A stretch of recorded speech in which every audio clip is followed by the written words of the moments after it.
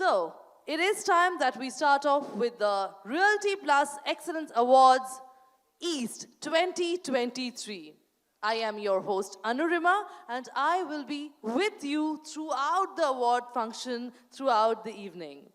This event is being live streamed on the Realty Plus website, which is www.rprealtyplus.com, Realty Plus LinkedIn page and Realty Plus Facebook page @RP Realty Plus. Also, when you upload your pictures, videos, do remember to tag us on our social media handles as RP Realty Plus on Facebook and Twitter, and on Instagram it would be RP_Realty.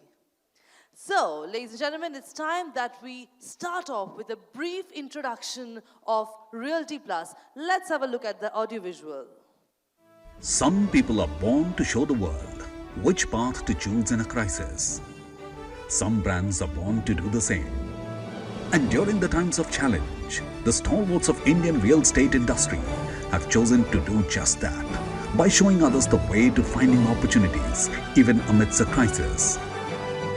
By showing the world how to go about delivering on promises even amidst adversity. Success doesn't just happen, it happens by design, by pushing the boundaries, by raising the bar. It's days of creating a vision and nights of bringing it to life.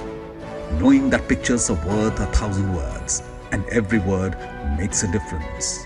It's doing the research, trusting your instinct and finishing what you started. For the past 19 years, Realty Plus has been turning obstacles into opportunities. Keeping the industry informed on the latest developments.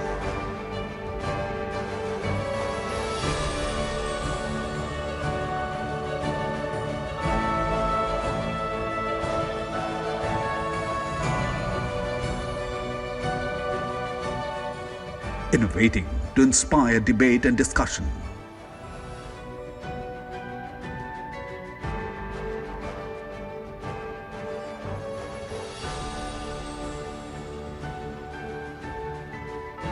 Bringing forth the perspectives of industry leaders.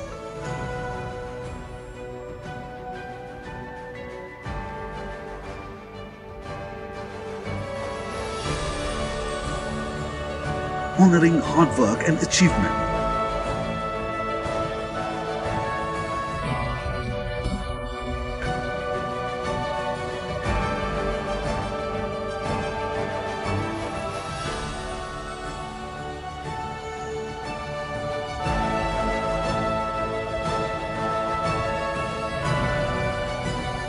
Keeping the industry connected.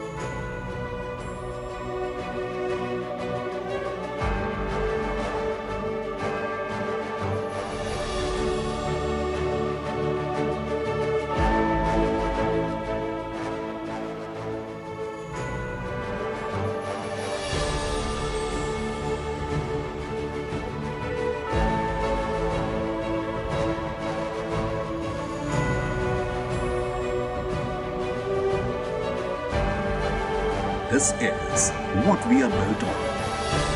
This is what we are building.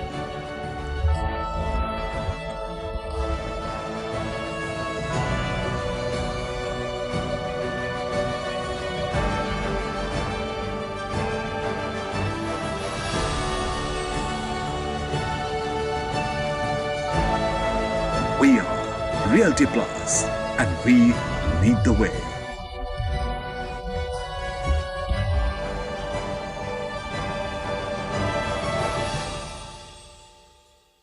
So, ladies and gentlemen, that was a brief snippet of what Realty Plus does, what our forthcoming initiatives are, and to know more, to know us better, please get in touch with Ms. Tripti Kedia, publisher and business head, Realty Plus.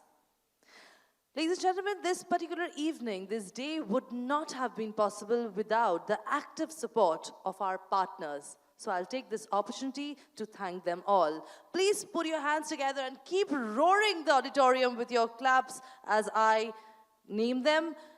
Put your hands together for our co-partner, Salarpuria Group, marketing partner, Karyam, title partner, Tile Square, business media partner, BW Business World Group, online media partner, Exchange for Media Group, and organized by Realty Plus.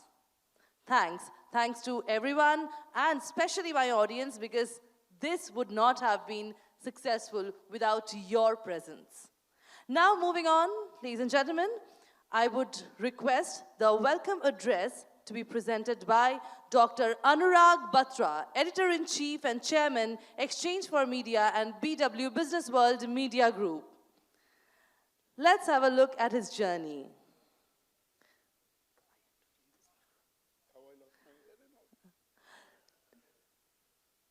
Known as India's media mogul, Dr. Batra is a first-generation... It's okay. Thank you. Give her a big round of applause. She's doing a fab job. She's going to host the event. Please give her a big round of applause.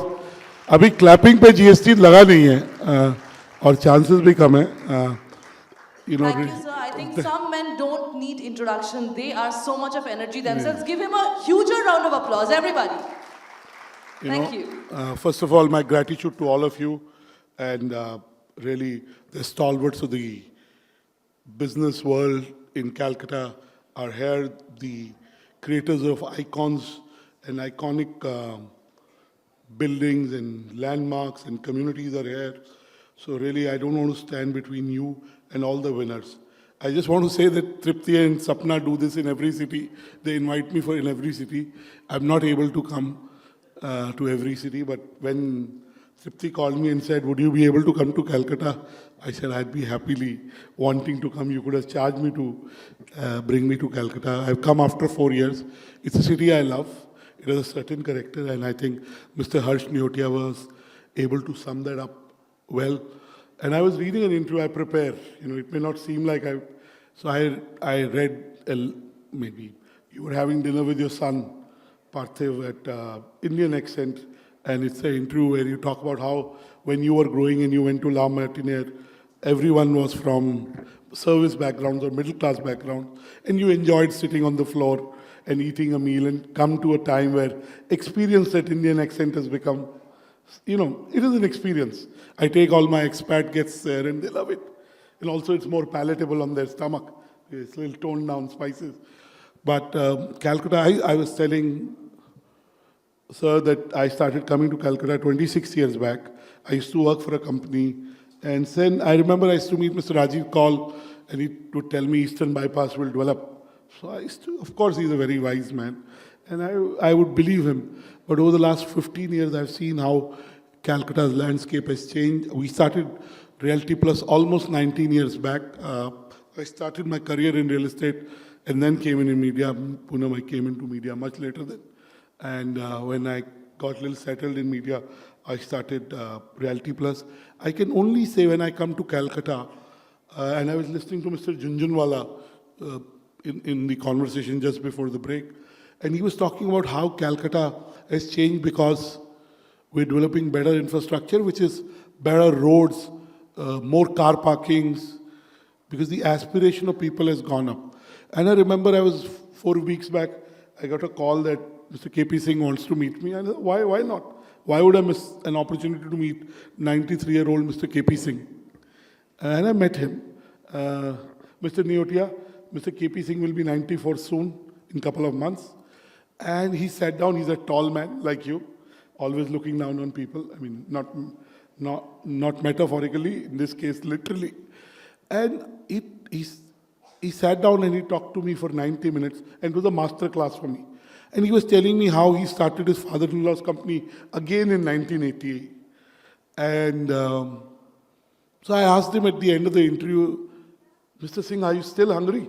He said, I was hungry, so I started. And then he went on for another 20 minutes, and he's still hungry. And again, I'm not talking literally, I'm talking metaphorically, I'm confusing you. But the fact is, he talked to me about unglamorous things like plumbing. He talked to me about trust.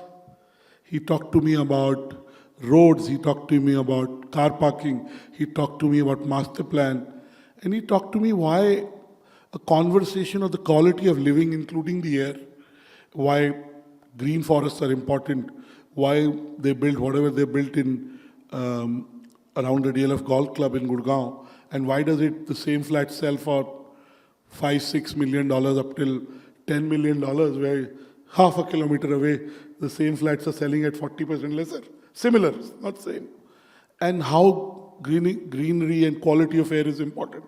I think the beauty about Calcutta, and Mr. Neotia was bang on when he said Calcutta, you said it in your own way, but has a history, it has character, it has warmth. I see how he addressed you, sir.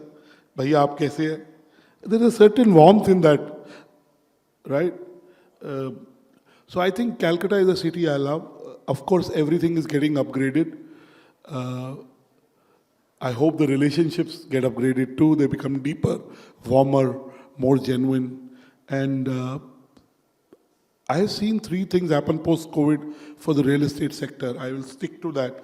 One is the fact that the aspiration to stay in a better quality home has really manifested. It's a real phenomenon. Second, people saved a lot. And because they saved a lot, they could put it into real estate, which is tangible.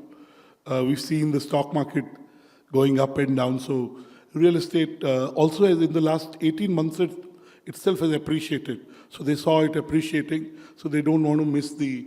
And one thing I learned very early from my wife, when we were buying our first flat 22 years back, I shifted to Delhi. And we were buying a 60 lakh rupee flat. We didn't even have 60 lakh rupees then. But somehow we stitched it together and we bought it. And since then, we bought some real estate assets. You never have enough money in real estate. You got to stretch yourself. But real estate is an asset that you should invest in. But more importantly, you should invest in relationship. And relationship you invest in by being genuine, by being selfless, by giving quality time, by being present in the moment, by applauding other people's success.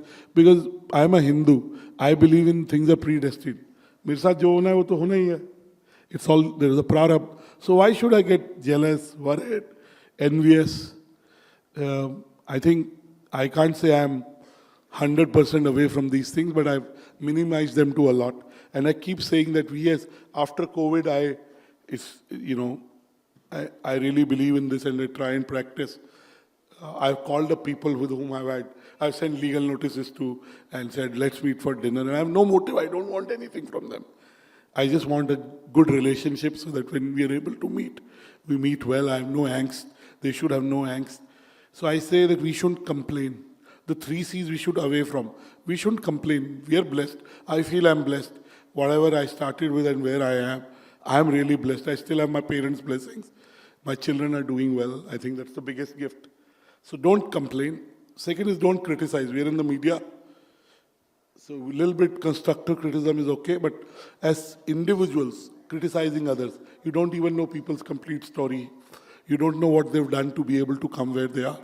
So appreciate what they've achieved, who they are, whatever they are. It doesn't matter they're rich, middle class, whatever. Third is compare. We compare ourselves. Each one's journey is unique. My journey is very unique from where I started. I mean, Poonam is from the media industry. Her boss was my super friend. And I recommended her boss 10, 12 years back for the job that he was doing because his boss was again, a close friend of mine. And she knows that I've built this company from scratch and purely on relationships. I don't let go of relationships.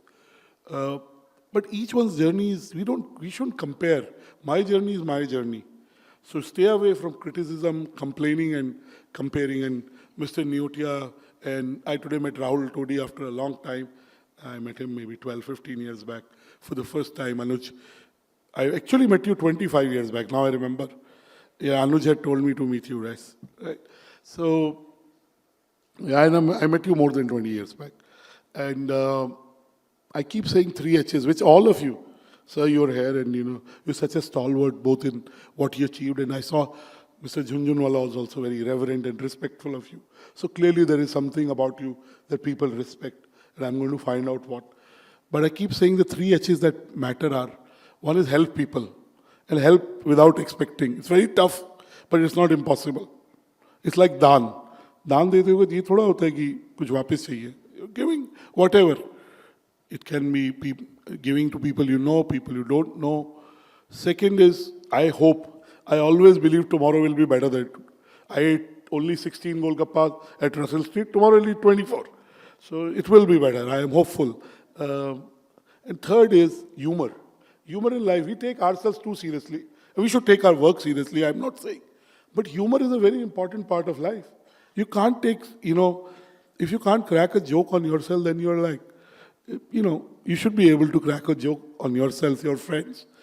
And you should be able to be a little light, because life is very, very serious if you make it serious. You focus on anything you carry, as they say, you carry something and you hold it for a long time, it becomes very, very heavy. So don't make life heavy. We are very blessed. We've survived COVID. Most of you are, all of you are thriving. So really you're blessed. So celebrate that. Every day is, I really live my life like a celebration. I do the things that I like. Luckily, I'm at a stage where I can afford to choose what I do, what I don't do, where I spend my time. But I love what I do, so I do more and more of that. So I'm grateful to you. In real estate, I think in the last 5 years because of RERA, in the last 3 years because of COVID, literally a future that is bright has been created because serious players have stayed in. Also, real estate has become a much more regulated business. The expectations of consumers from real estate developers are much more. And Tripti, I have to tell this story. So Tripti had a boss. He was the associate publisher some 10 years back.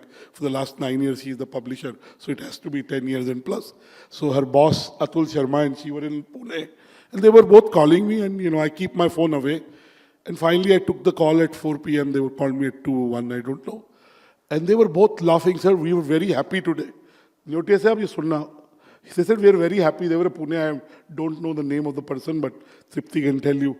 So I said, what happened? They said, we met a developer, जिसको किसी ने cheat किया है. तो मैंने कहा ऐसा. So we all had fun. Again, I don't believe in stereotyping. I think like people stereotype people in media, and I tell them that हमारा भी खून लाली है. वैसे ही है जैसे आप सबका है. So ऐसे भी developers haven't come. So I remember this is a true story. Tripti, that time Sapna wasn't working with us. Sapna's worked last 8 years, right? So Atul and Tripti were together and they called. Since then, the landscape has changed a lot.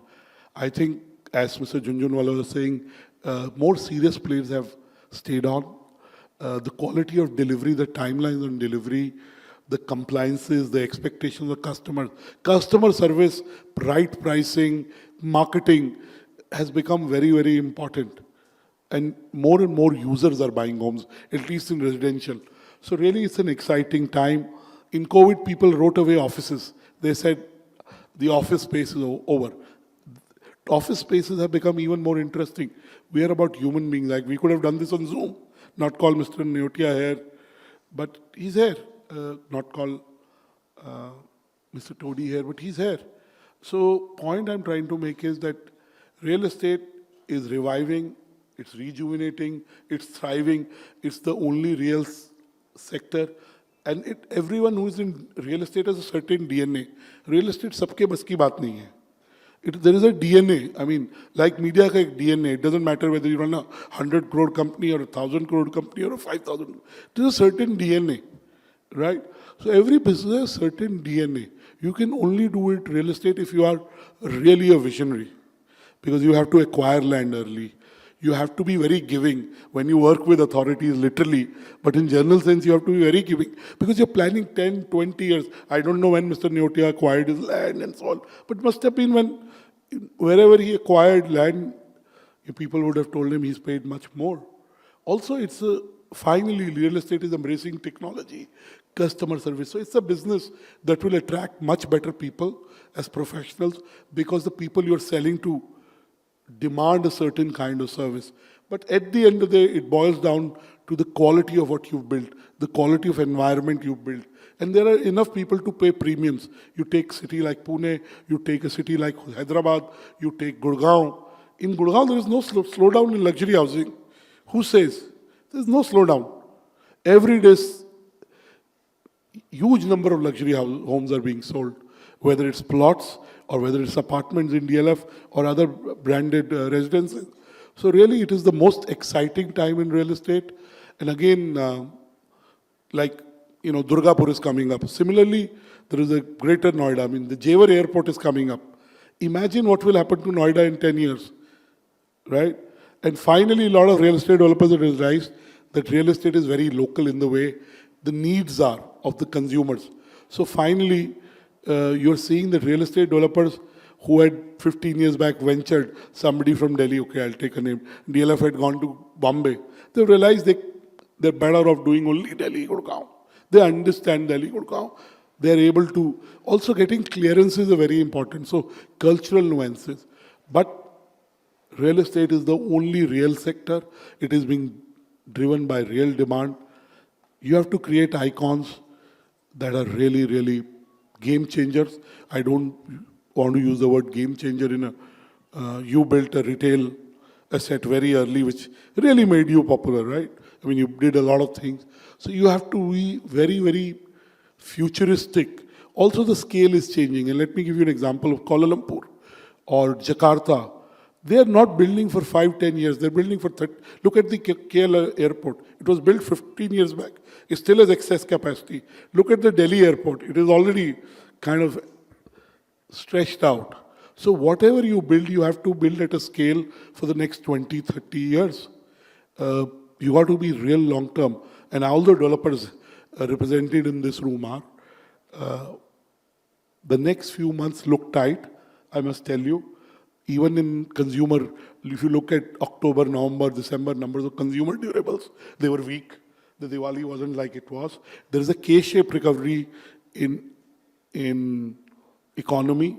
Not everyone is buying. The middle class and lower middle class is struggling. That's the truth. You can look at any index, right? So that's also a reality of India.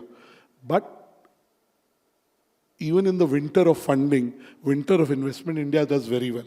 So we will continue to do well in every sector because of our domestic consumption and domestic demand. And a lot of good the government is doing. I mean, it can do a lot of things better, but still it's doing. So whenever a prime minister develops a religious corridor, for example, the Ujjain-Mahakal corridor, or the Banaras corridor, or the Mathura-Kashi corridor, they're creating centers of clusters of economic excellence. And all of you have traveled abroad, France and Paris. Just the city of Paris gets 10 times more tourists than the whole of India in the year, within a short span. So I think the religious, spiritual tourism is a big area that in the next decade, with what's happening in India, and the kind of, I'm a very religious person. I'll go to 2 temples in Calcutta tomorrow. I'll get up early. To travel to a religious place, I plan, I am always ready. I'm sure that lots of people like that. So whatever you build, you have to keep cultural renaissance of India. There is a new India, let's accept it, whatever way, whether you like it, not like it, you're comfortable. But there is a certain kind of narrative, and India will be like that over the foreseeable future. The good part is that a lot of things that are being built on our heritage and culture. I've never been to Ayodhya. I'm looking forward to the Ram temple being built. I'll go there. It's about my emotion. It's about my faith. So really, I think the government is doing a lot of things right. When they develop corridors, when they build infrastructure, when they build highways, the number of small and mid-sized airports being developed in the country, all will build real estate. Look at what's happened in Goa, right? Goa is a classic case of domestic tourists adopting the city. And look at what has happened to the real estate of Goa. Look at what has happened to the airport. So these are things that are happening in India. In spite of everything, India will continue to grow. Over the next 10 years, it is India's decade. And I'm not a political person. I'm not saying it in spite of the temporary winter. There is a winter of investing, which has to do with collapse of banks, which has to do with the cost of a lot of input materials going up because of supply chain issues. In construction and real estate, the biggest issue is the raw real estate costs of development have gone up. You look at every input cost, right from labor cost. I think that's a little bigger worry. Inflation is a worry. Demand is not an issue. So that's where professionalism will come in. That's where scale will come in. That's where how you run your projects will come in. So real estate is finally, the finest real estate developer, according to me, in the world, and I started my career in real estate, is Gerald D. Hines. Just look at their balance sheet. Just look at the quality of icons they built in New York and around it. Look at how much premiums they get vis-a-vis their competition. And look at their balance sheet. To have a balance sheet like that. So clearly, I think in the next 10 years, we will create real estate giants that will build India's infrastructure like Tata's did to Jamshedpur, build new cities. The IQ city, or let's say Sri city in Hyderabad. These are not just private townships. They're building new civilization. So I salute you all. The Realty Plus Awards here in Calcutta are a salute to the work that you've done, the icons you've created, and the contributions you've done to the GDP of the nation. I wish you luck. I love the warmth in this city. I love the culture. I love the food. And most importantly, I have some friends who I love meeting. So happy to be back in Calcutta. Thank you for bearing me out and listening me. And I hope I can bring something special out, Mr. Neotia, today. So please give all of yourself a big round of applause. Thank you.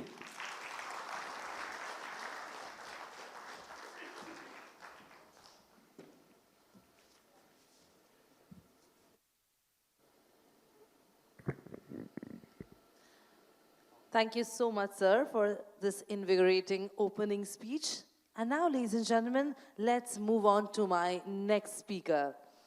Our special guest for the evening, a first-generation entrepreneur who leads the Infinity Group, and under his leadership, Infinity has delivered path-breaking green projects such as Infinity Benchmark, Godrej Waterside, Infinity IT Lagoon, and Advance Infinity. He is deeply passionate about the philanthropic causes and making a difference in the society in which we cohabit. Please put your hands together as I welcome Mr. Ravindra Chamaria, Chairman and Managing Director, Infinity Group.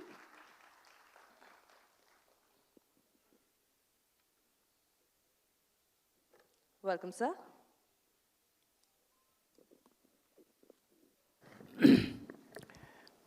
Dr. Batra, my friends of real estate industry, delegates, good evening.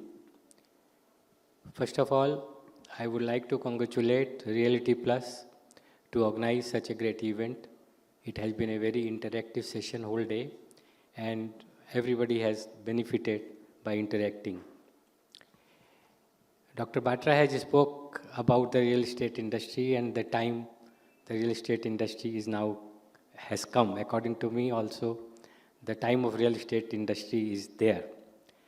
After 7-8 years of struggle, it started with Notebandi, RERA, COVID, and many other factors. Now I think the time has come for the real estate industry to take off. I am connected with IT infrastructure in Calcutta. We have been struggling last 10 years with lot of inventories which was not rented out. But I would like to say that in last 12 months, 60-70% of our inventory has gone.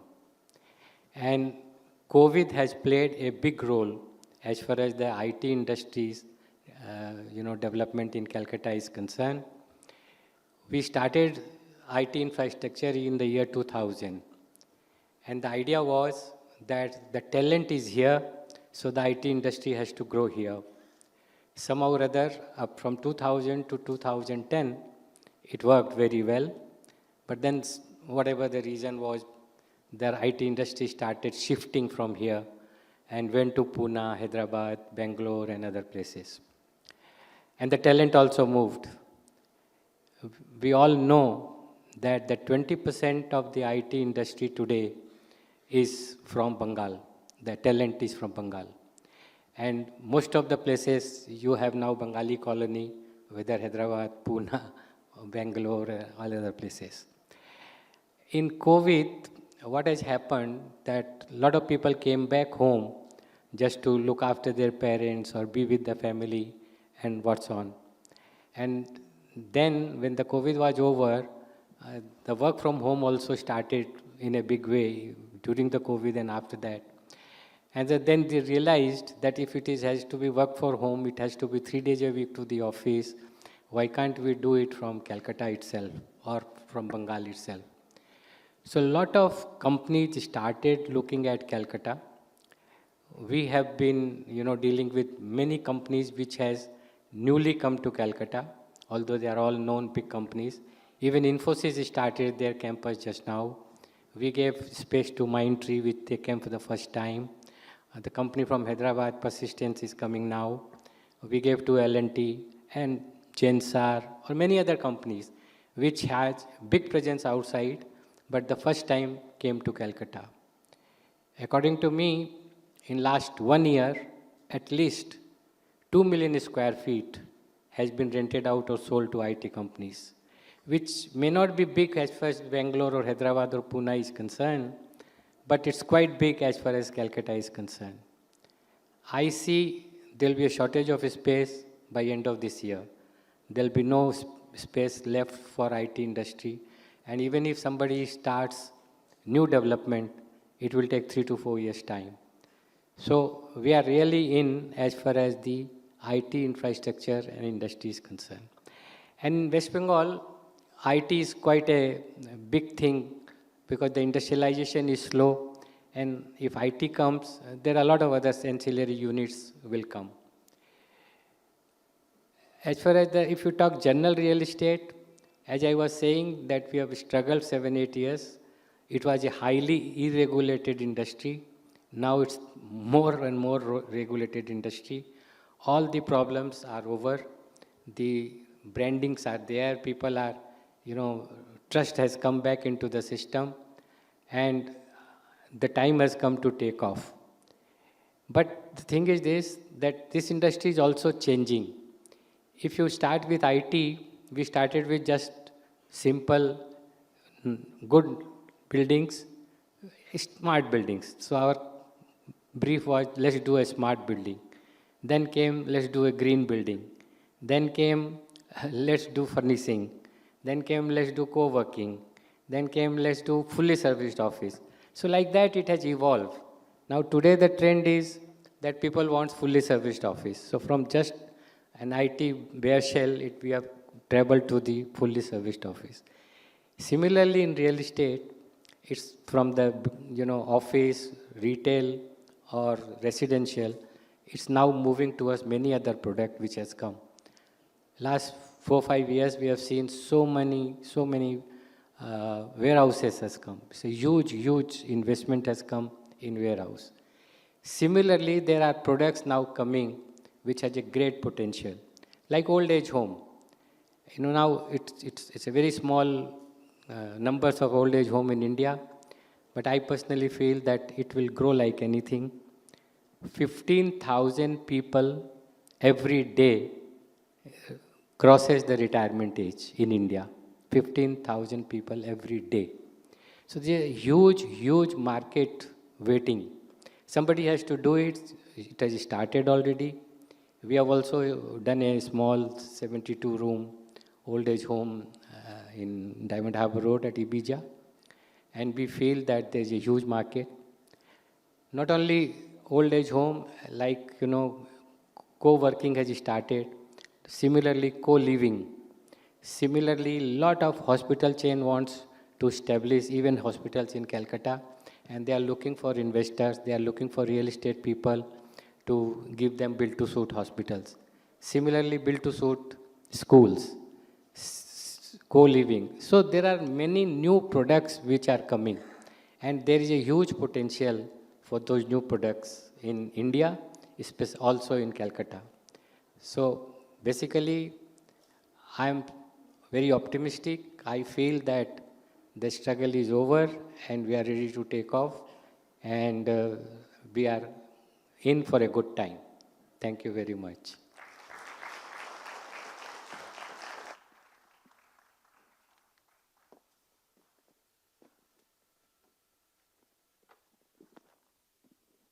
Thank you so much, sir. We would have wanted sir to remain on stage for a little while we felicitate him. Sir, can we request you back on the stage? Please. Once again, put your hands together for Mr. Chamaria for such an amazing, amazing speech. And now I would request Dr. Batra to kindly come up and present a token of appreciation.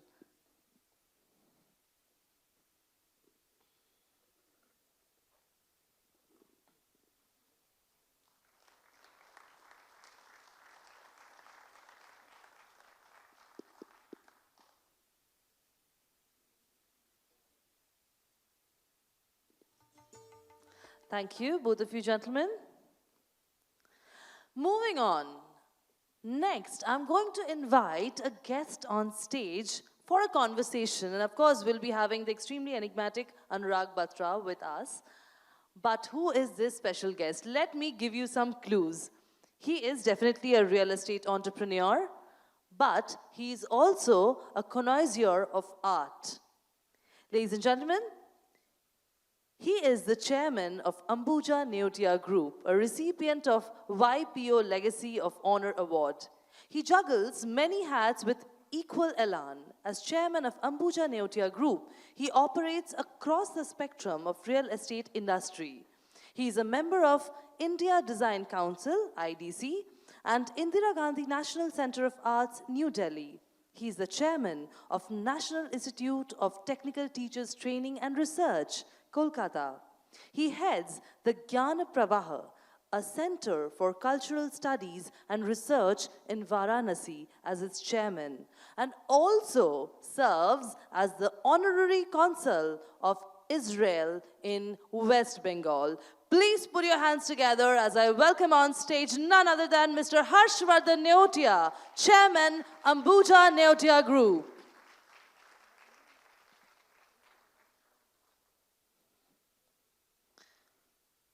And to my absolute honor, ladies and gentlemen, I have told a lot of achievements about him, but he really makes us proud to be a part of Bengal.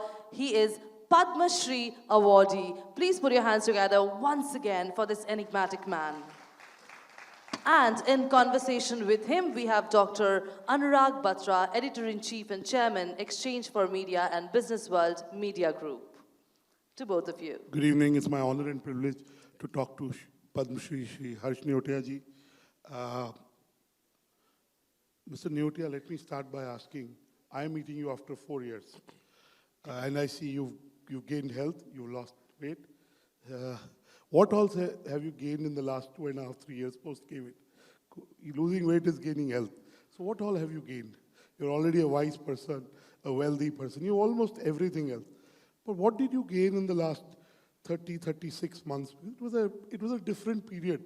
It made us think. Well, warm regards to everyone in this room, and thank you, Dr. Batra, for inviting me. I think one of the greatest learnings of COVID was a sense of gratitude. We all know what gratitude is, but when you face adversity of the kind that we did, both in terms of how your business will be and more importantly, how your life will be. And then you see those images on television of despair and, we saw the migrant workers, we saw people pining for oxygen. You feel a tremendous sense of gratefulness to the Almighty that you could be able to have some support system financially, emotionally. We were together with our family. Jokingly, I once said that we have never had 100 meals continuously on the same dining table in the same location ever in our life, which we did during COVID because we were stuck at home. The fact that the whole family was bonding in a unique way while you were going through this challenging period was a great learning in gratitude. And that to me was, I think, what stayed with me. Absolutely. I think, I have to tell you a small story. I tell my children that I was born bald. At the age of 10 or 11, but between 10 and 12, I have an older sister. She's 5 years older to me. Her name is Sukirti and my name is Anurag. And my nickname is Annu. You can guess, and her name is Bittu. So when we were younger, my mother would say to us that pray to God that your eyes are okay, your ears are okay, your limbs are okay. And I used to say to my older sister, and I would call her Bittu Didi, Mama kya bolti hai ki thank God for just having your ears to be okay, eyes to be okay. Trust me, I every day thank God for things that I would normally not thank maybe 20 years back. But you're so right, the opportunity to be able to talk to you, the opportunity to work with fantastic colleagues like Tripti and Sapna, and I really mean it. I'm not, I feel I'm very blessed and I'm grateful every day I wake up and I say thank you a lot of times actually in the day for various things to God. And trust me, gratitude can change your luck. One, it will put you in better energy. When you can't have this, you can't be grateful and sad. You can't be. So if you're grateful, then you are grateful, which means you're not sad. Second is there is a power in expressing gratitude. Gratitude makes lives more abundant. And abundant doesn't mean more money. Abundant means maybe better health, better relationships, also more money. Money does allow you sometimes to be able to choose what you want to do and what you don't want to do, right? You deploy your time in the things that matter. So I think the fact that somebody like Mr. Neotia says that gratitude you show in your actions when you help other people. Gratitude you show when you do whatever you do with 100% being in the moment. Now let me come to the business environment and then we'll come to the real estate environment. What has changed in the business environment of West Bengal in the last 2-3 years, which has made it a better place for, has it made it a better place for investment? I know you'll have to say that on stage, that I know. But tell me what has changed about West Bengal and Calcutta that makes you hopeful about the future in terms of business? Because the reason I ask this is West Bengal, Calcutta used to be the seat of business. It used to be the center of business many, many decades back. And somewhere it lost its way. But in the last decade or so, I see it coming back slowly, slowly. You as a leading player in multiple sectors, investing in multiple sectors, interfacing with all stakeholders, what is your deep view of what's happening on the ground? Well, this is going to be, for most, a biased answer because you always love your home, the place that you were born in. For me, Calcutta is more than my workplace. It's also my birthplace. It's also a city that I identify with, a city that has given me everything. So naturally, my response will be, for an outsider, maybe he may think that, you're being extremely biased. But having said that, I think anyone who comes into Calcutta after a few years will be able to notice that we are definitely having better infrastructure.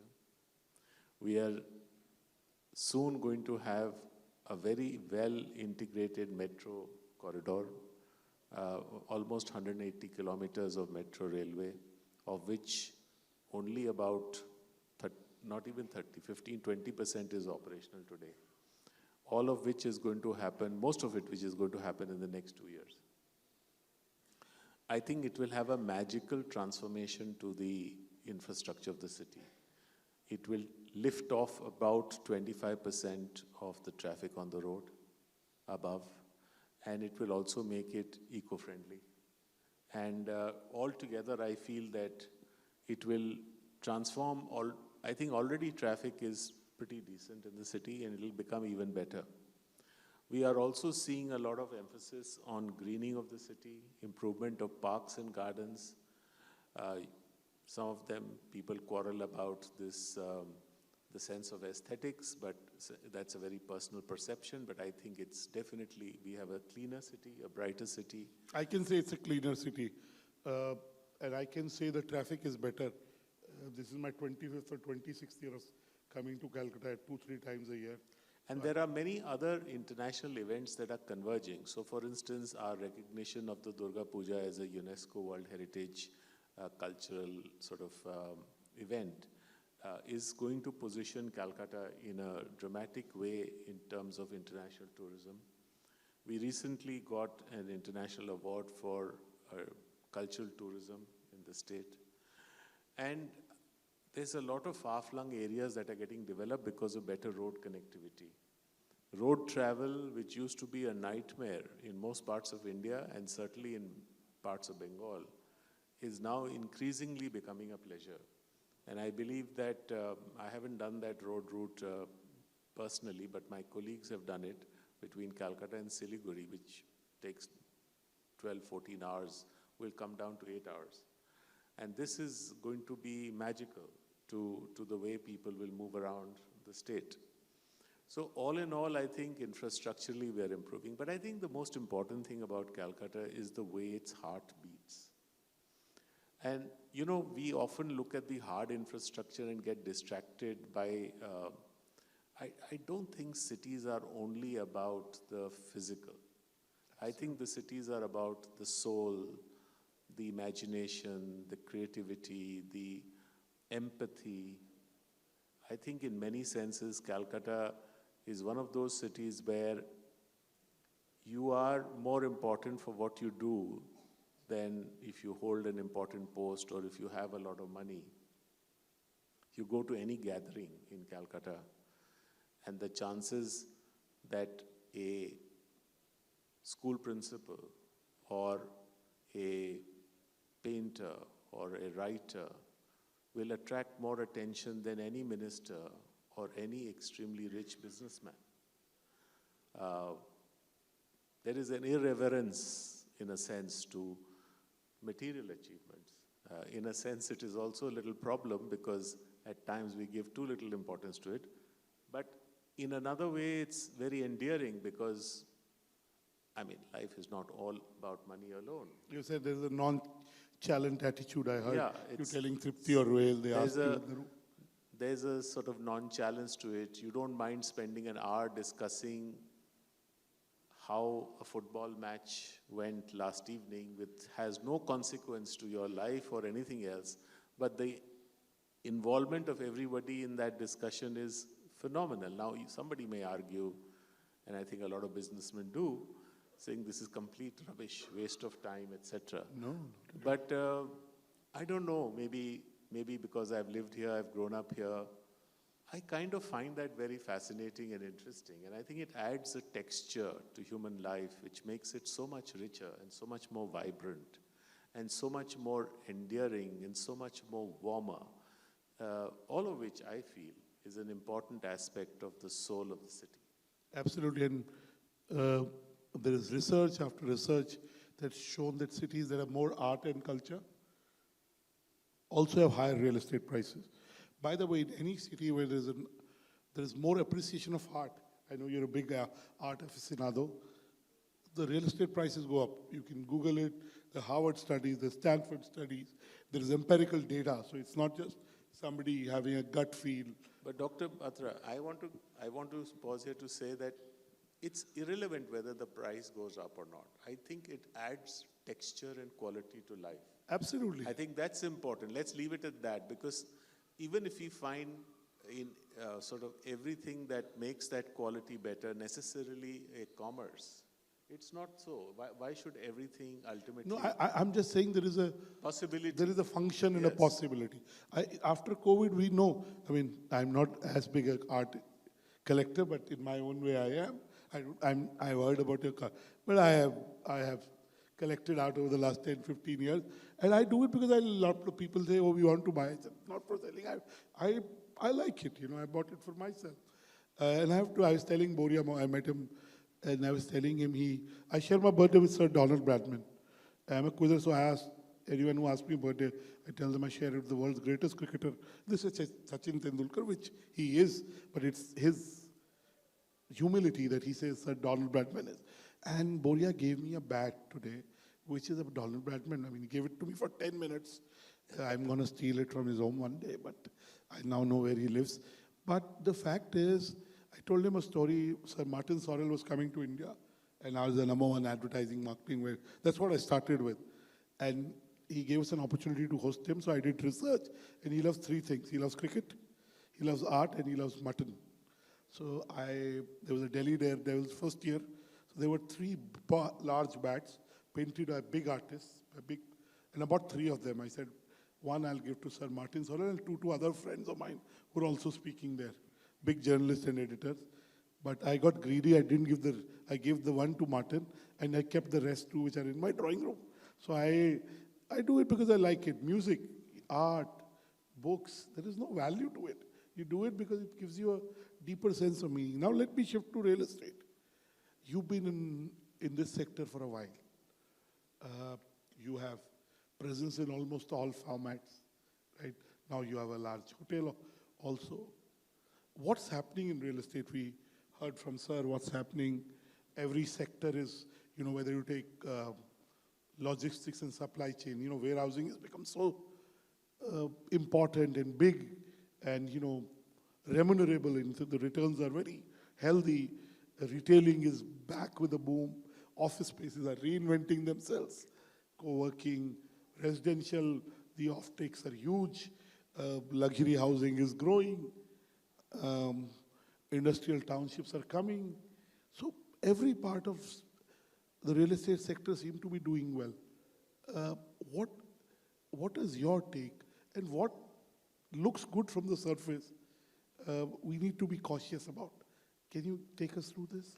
Well, I fully agree with what Ravindra Bhaiya has just shared with all of us, and I think he's spot on that we suddenly got a rebirth of sorts post-COVID because there is an opportunity, a window, which had pretty much got shut for some reason, that since we have a lot of talent here, that people started thinking about relocating their offices, which definitely has opened up new possibilities, and likely that this will grow because any IT company that has worked in this city has always said that in terms of quality of output and low attrition, we are performing the best. Absolutely. And also the cost of space, etc., the cost of manpower. And the cost of talent itself. Yes. So I think there is a great opportunity opening up there. So is with retail. I think we were scared during COVID when a lot of retail moved online, and there was a feeling that this might be a permanent shift, but that's not true anymore. People have gone back with a vengeance to the physical store. I think the experiential part of shopping is not just buying things that you need. Absolutely. It's also about experiencing, going with the family, enjoying an outing. I think to a great extent that is back, and I think it will remain that way for some time, for a long time, I think. On the residential front, I think the big decision that happened with COVID was people realized the importance of a home and the size of a home. And for the first time, you said, okay, I need another room, and my bedroom cannot be just one where I have to stay the whole day with my wife. So this other room becomes very important because if I have to do online work, or even if I have to have a conversation with a friend and I don't want someone breathing down and listening to what I have to say, sometimes we just do idle talk. We would like to have some space. And so does the children. So this whole concept of children sharing a room is now anathema. No, even a kid who's 10 years old says, I want a separate space because he also has friends and she wants to do something else. So I think the need for a larger space, that is one. Second, of course, is that because people who got locked in, I think they just feel that gated communities that provide large infrastructure of sporting and health activities and some amount of space to walk around, etc., has gained traction. So larger projects have a premium, I think. And then, of course, a major thing that happened was because there was a distress for a long time, and as Mr. Chamaria mentioned, there was a whole series of events from demonetization onwards, which had a debilitating sort of impact on real estate. COVID being the last straw, virtually, proverbially, on the camel's back. So I think they all caused a lot of developers, particularly smaller ones, to kind of exit this space. And therefore, the more established players were able to consolidate and were able to gain market share. Also, the buyers became more conscious and wanted to take the risk of investing only with well-established players. So I think that's also brought in some more discipline and perhaps quality and reliability and transparency, etc., to the sector, which improved its overall image. And that's not to say that we don't have some bad apples, and probably they will be there in every field of life. Absolutely. But I think it has changed a great deal. Again, I want to end my conversation, two segments he alluded to.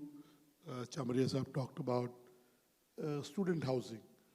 Pre-COVID, that was a very big sector that looked promising, and it still looks promising. The other sector, again, Chamaria Saab kind of referred to was old age homes. Old age homes, which are becoming so important because, parents, as he gave the statistics. What do you see is the future of these two sectors? I don't know much about student housing, but it would be relevant in pockets, which is concentration of colleges, etc. But I definitely have studied the old age homes or senior citizen living, whatever you may call it. Old age is not exactly a very nice word. So I think there's a great possibility there, particularly because we have families where young people have to move around for work, and they can't always be living with their parents. And particularly when the parents cross 70, I think young boys and girls who have migrated overseas or in other parts of India feel very concerned about their well-being. And they all do well, so they can afford it also. Because affordability is an important part of senior living. If you need to provide a whole list of services, you also have to afford a certain amount of money. I think both of which is converging very well. I think there's a great possibility. And now the stigma, in India, this whole concept of getting your parents to live in a senior citizen home was not very acceptable. It seemed to be that, you're sending them away. Yeah, you're sending them away. But now I think there is a greater acceptability because the way these things are being designed are just like more infrastructure to take care of them rather than sort of sending them away into some kind of care home. There was a concept, because usually the care homes were subsidized and usually the care homes were for the poorer section. So there was a certain kind of imagery which was not, but I think that has shifted a great deal. So I think there's a great opportunity. Thank you so much. There are lots of real estate professionals there. Of course, Mr. Todi, Mr. Chamaria are very wise, and so I'm sure everyone is. But if you had to give them a advice or an input, whatever word you want to use, counsel, what would be your counsel to them? Well, on a lighter note, as you said, have a good sense of humor and don't take life too seriously. You never know when it's going to get over. So that's the lighter part of it. But on a more serious note, I think, the most important, we give too much of importance to ourselves and our role. Besides the fact that we should be fair and ethical and do the right things, we have to pretty much leave it to so many other events and challenges that will come across, many of which we cannot predict. So as long as you do what you do with your full passion, you do it with your integrity, you do it with the intent of being a caring citizen, which is compassionate, I think you're pretty much set. At least you'll be happy. You may not get all the success, so-called success, which I personally have big quarrel with, because we tend to make success into a very monetary phenomena. I think success is many things, and one of which, and central to which, should be our own happiness. So what I'm trying to suggest is that be happy. Don't worry, be happy. Punjab was very ahead of, as a state in happiness. 60% of children are called happy there. Yeah. But Not that kind of happiness. my last question before I wrap it up. You achieved a lot. You become a philosopher, sir. Well, life makes everyone a philosopher. Of course it does. Is there a bucket list Mr. Harsh Neotia has? Because you seem to have done almost everything you can. What is it that you want to do? Of course, business will keep happening. I met your son. He's very, very, I mean, I think you should be very proud of your son, and you are. What is it, I haven't met your daughter, but I know she's there because your son told me about her. But what is it that you want to do in the next decade or 2 decades? I know you're not thinking that term, I know you'd say that, but is there a bucket list you have? No, I haven't thought about it in that way. My children came into our lives much later than many of my friends' children came in. So I have a little bit of struggle left, because they're going to take some time to settle down, and I have to still work hard to keep the process going till they sort of swim into it. But having said that, you never know how long you're going to be able and fit and fine. Well, I've always secretly, in a sense, wanted to be a teacher. Yeah. Not secret, I think. I've always thought that that's something I would like to do. So maybe at some stage when I give up my formal boots of running my company, that's what I would like to do. And what would you like to teach? Well, I don't know. The subjects would be varied, but I think it would be in the field of liberal arts. It would be essentially to build an attitude of how people should look at their life. You know, Mr. Neotia, during COVID, the single biggest course was a free course from Stanford on happiness, which is the most downloaded course for the first 24 months of COVID. And I also must tell you that on Coursera, which is a very large edutech platform, went public a couple of months back, a year back, a little more than a year back. The 3 biggest courses that were downloaded, I mean, we think of Python and artificial intelligence, machine learning, and they're very popular. The people upgrade, but they were about communication, about leadership, about empathy. So I think I resonate with all of that, and I think having gone through the corporate mill, been a part of a listed company of Ambuja Cement, divested that business, built a real estate business, been a pretty sort of complete arch of sorts. I just feel that I've learned partly from all my experiences, partly from the people that I met, partly from the books that I have had since I have been a keen reader. I've read a lot. So I think there is a kind of an idea which I feel I could share. I'm not sure I would like to make it prescriptive, because it's not fair to do that. Even my children, who have been accustomed to getting Sunday lessons from me, says, "Dad, you're repeating your lessons." So I said, "Oh, Father." He says, "Dad, you told us this before, so don't say it again." And so there is a jhamela there also. So when I have the challenge right under my nose, I have my auditors' critiques right within my family, I know how difficult it is to try and be prescriptive to young people. So I think I would just let them have a bouquet of options to think about, so that they can pick and choose what they like. absolutely. One thing we know, Mr. Neotia, knowing the quality of what you've done, whatever you do, you'll give it your best, and it would be impactful.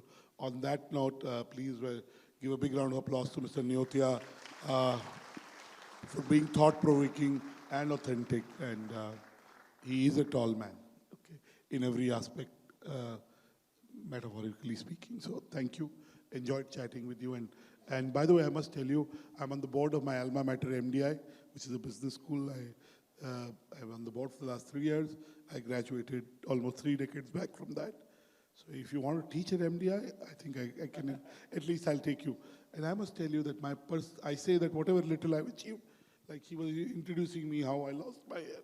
I say my parents' blessings, God, my wife's sacrifices, lots of friends' help. Somebody gave me money when I started, so on and so forth. But books, so I buy 50, 60 books a week, read 2, 3, maybe 5, read on flights, write column. But last year I started India's largest business lit fest. I've not brought it to Calcutta. I'll bring it to Calcutta. And last week I brought Ken Honda from Japan. Happy Money. He sold 9 million copies, right now the number 1 in the business segment. I brought an 87-year-old founder of Reebok. His father invented a spiked running shoe in 1900. He's 87. He was going to 21 cities with me. After 6 cities, he was 87. He wasn't feeling well. And many people who came to India for the first time. Joe Foster is his name, Ken Honda. So I'll bring that to Calcutta, the city where I want to do a grand IBLF.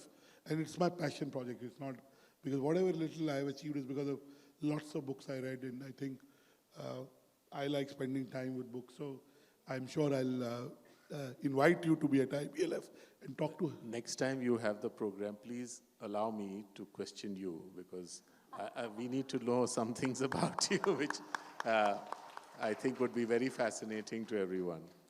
I don't know, but I have a book of... Let's have an agreement. Next time we'll flip it around. Happily. Please give Mr. Neotia a big round of applause. You know why he's a tall man and what he's achieved, what he has. Thank you. Now, ladies and gentlemen, I would request Mr. Batra to present a token of gratitude to Mr. Harshvardhan Neotia.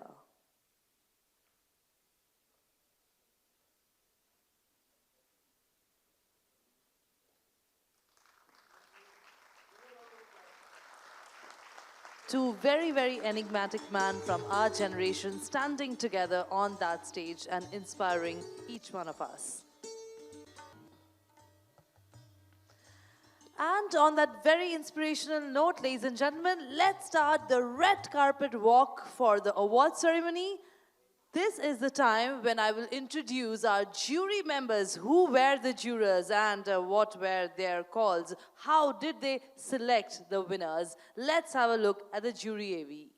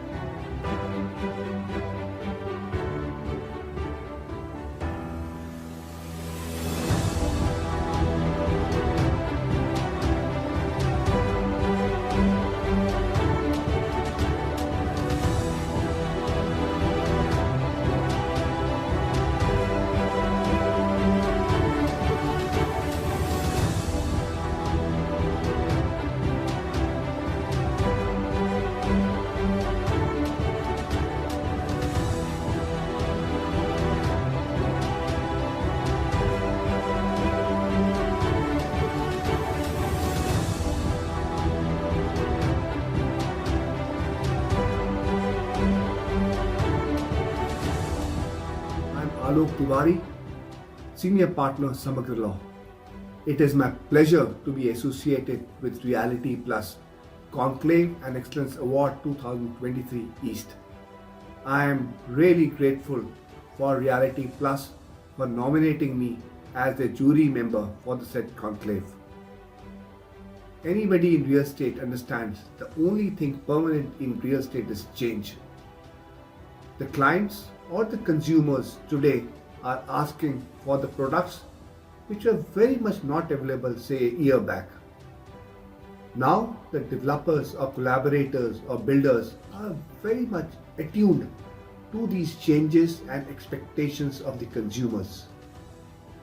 Reality Plus provides each of the builders, real estate enthusiasts, a platform to showcase their products. Hi, this is Anuj Puri. As always, it's been absolute delight to be a part of the jury for the Reality Plus Awards. Like every year, this year, these credible awards recognize consistency, delivery, customer satisfaction, quality. The jury has been very independent and have recognized the contestants which have been able to deliver on quality, on the prospects of customer satisfaction, and ensuring that everything is done within a given time frame. We wish all the contestants the very best, and certainly the winners very, very good luck.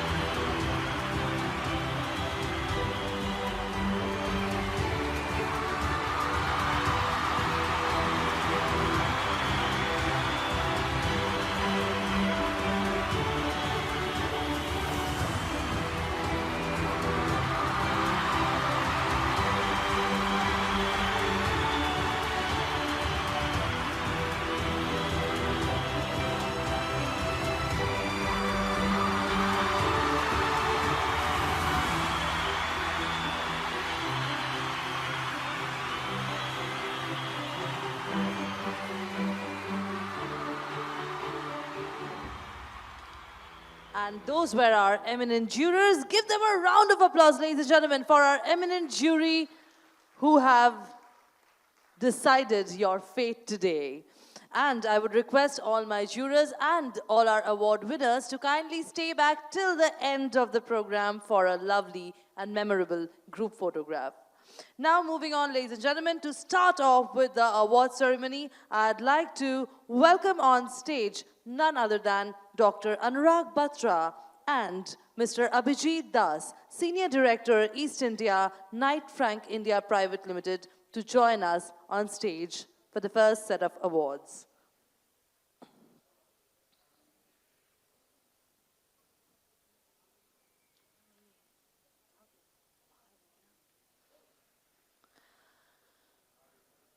We would request Mr. N.G. Khaitan, Senior Partner, Khaitan and Company, to kindly join us on stage.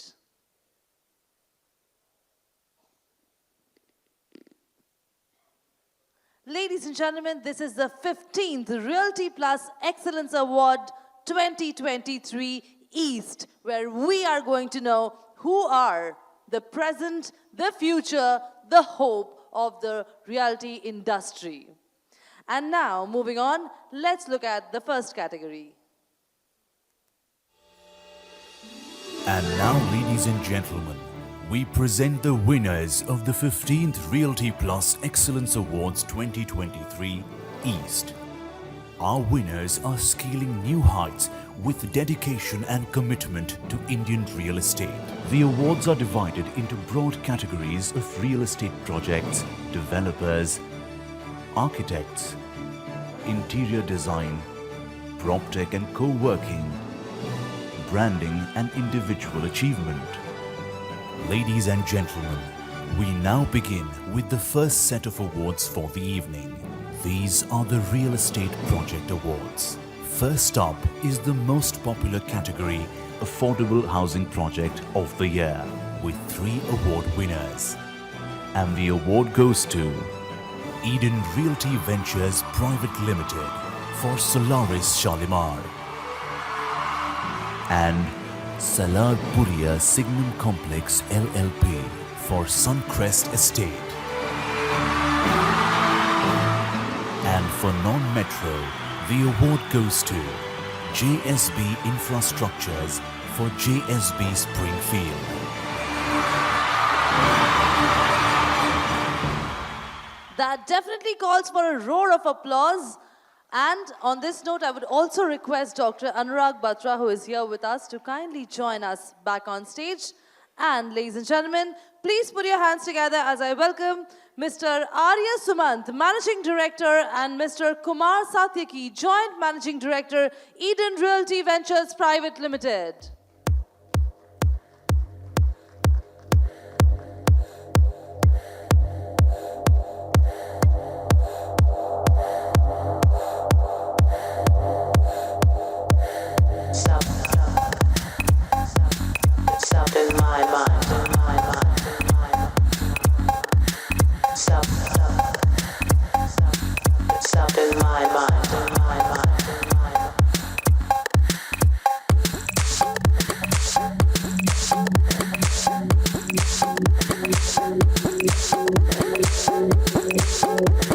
Can we please have Team Salarpuria Group?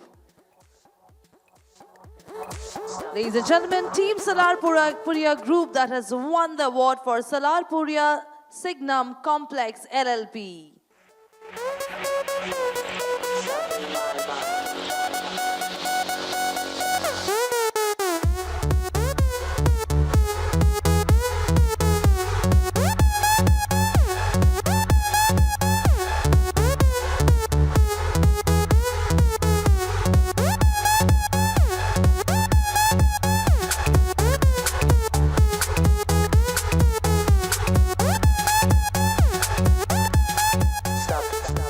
And let's call upon the JBS Infrastructure. Please welcome Mr. Nikunj Harlalka, Managing Partner, JSB Infrastructures.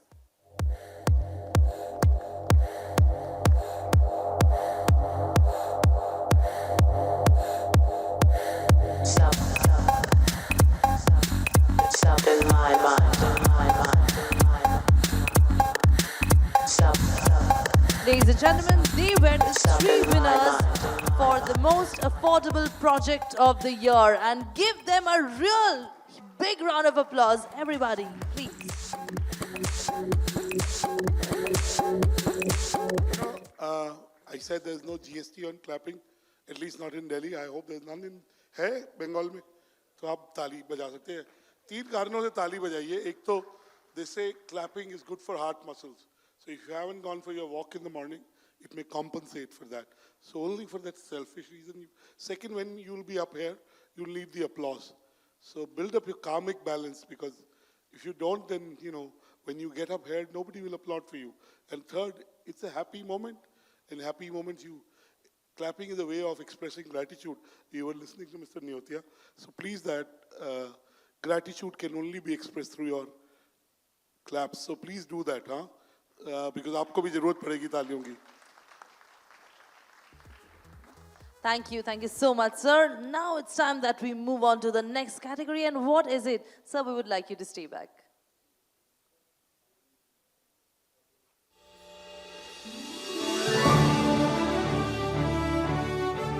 Felicitating now is the second home project of the year, and the award goes to Ambuja Neotia for Vanya Avas.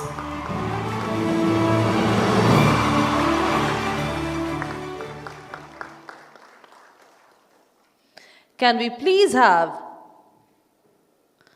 Shankho Bhattacharya, AVP Projects, and Shubhra Sarkar, Head Group Branding Corporate Communication, Ambuja Neotia for Ambuja Neotia Vanya Avas.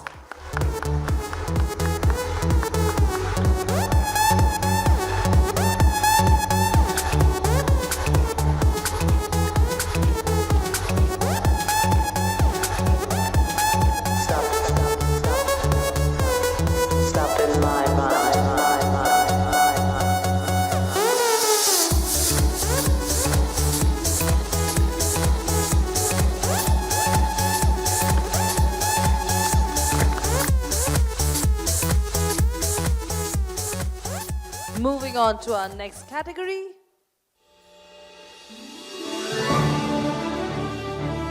We now felicitate the best among the best in the category Commercial Project of the Year. And the award goes to Jalan Builders for Altitude. And for non-metro, the award goes to Manokamna Builders for Home Square.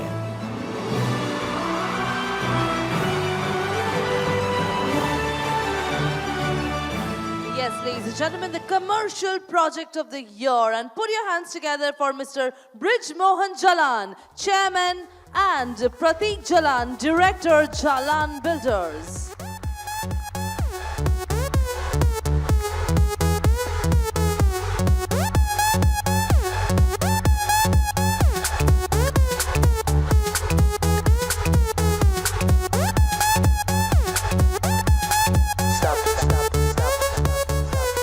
Stop in my mind.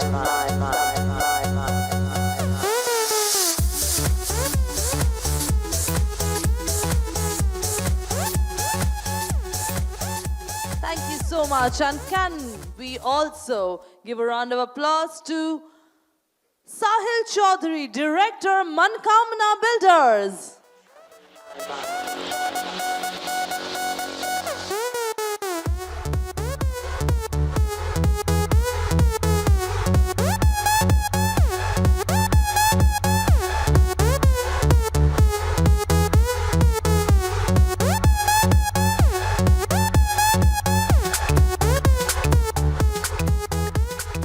The next category would be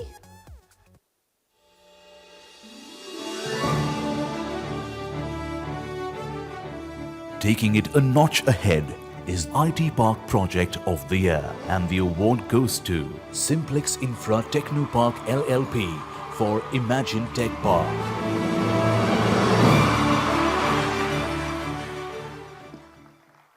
Can I please invite Amit Sarda, Managing Partner, Simplex Infra Technopark LLP.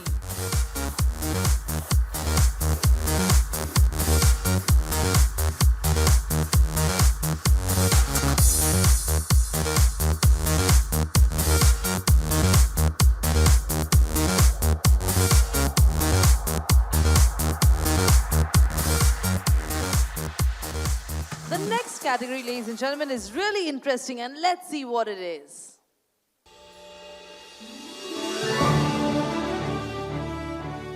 Next, we move on to the category for Mid-Segment Project of the Year, and the award goes to Purti Realty for Purti Aroma. And for non-metro, the award goes to MB Builders and Manokamna Builders for MB Delight.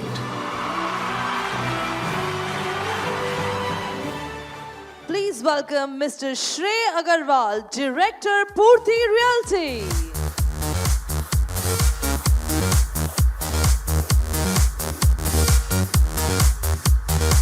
Mr. Shrey Agarwal, along with his team, right here on stage.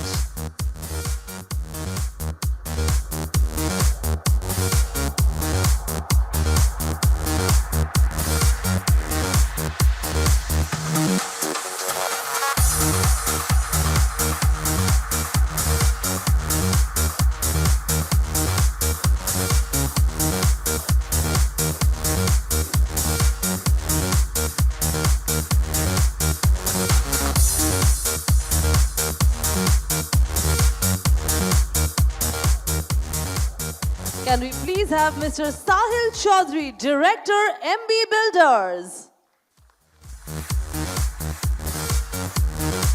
अच्छा, एक category में अगर 2 या 3 winners हैं, इसका मतलब ये नहीं कि आप सारी तालियां पहली बार बजा देंगे, सेकंड टाइम हौले हौले, थर्ड टाइम सुनाई नहीं देगा. ऐसा नहीं होना चाहिए. Let's show some energy, audience.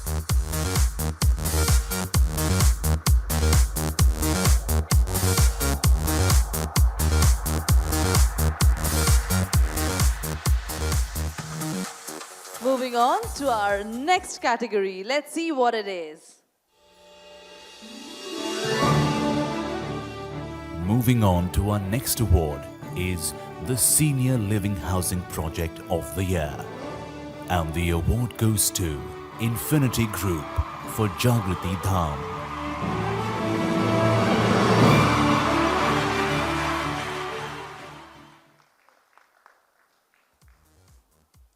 Can I please have Mr. Onindo Das, Vice President Marketing, Infinity Group. What an amazing project for senior living, ladies and gentlemen. Jagriti Dham. Can I please have Mr. Onindo Das, Vice President Marketing, Infinity Group, along with his team, to be here on stage.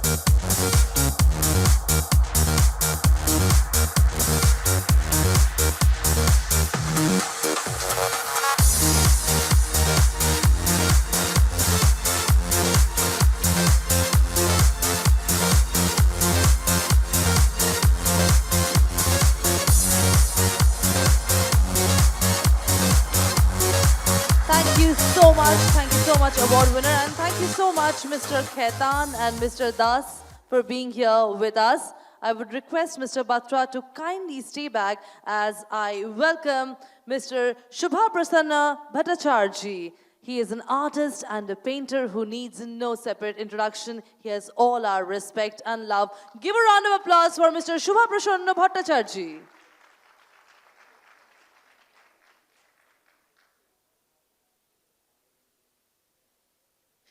It is an absolute honor to have you here with us, sir.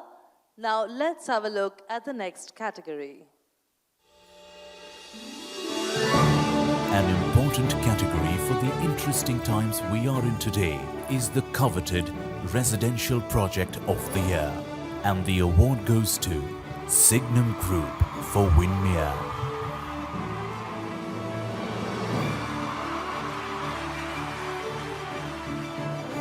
And for non-metro, the award goes to JSB Infrastructures for JSB Serene Tower.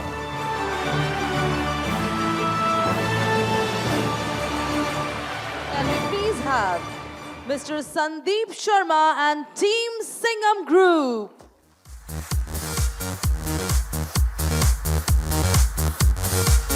Team Singham is right here with us.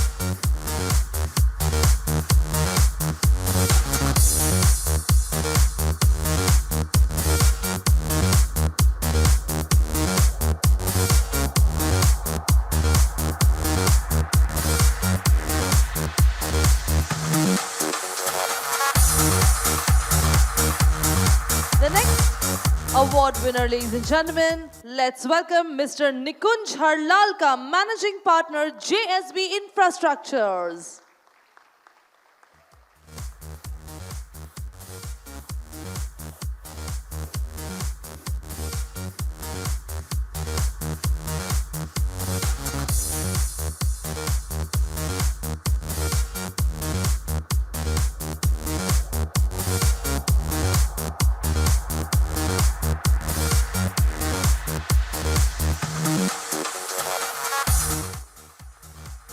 We will go on to the next category, but before that, once again, let me remind you, all the winners, this is not your ticket to leave. We would request you to kindly stay back so that we have a group photo of the jurors and the winners together. Moving on to the next category, and what is it? Moving on to the next category is the most environment-friendly commercial office space. And the award goes to PS Group for Emperador.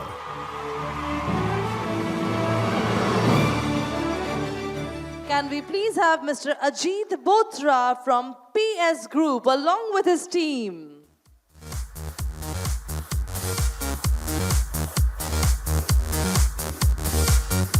Ladies and gentlemen, the most environment-friendly commercial or office space or the project of the year is PS Group's Imperator.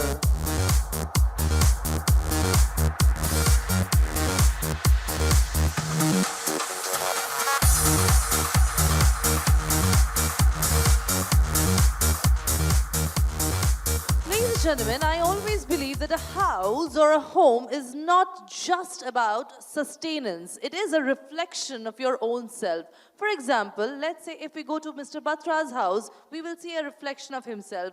And I know on his coffee table, the first book that I'll find is Ikigai, because he is that inspiring a man.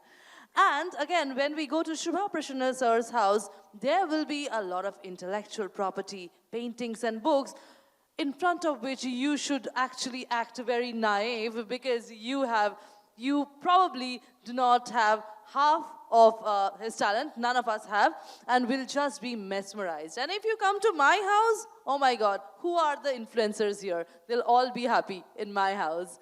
So, living is also about luxury living. So what is the next category? Let's have a look. Next is the prestigious honor of Luxury Project of the Year. And the award goes to Salar Puria Signum Complex LLP for Victoria Vistas. And Orbit Group for Orbit Ecom.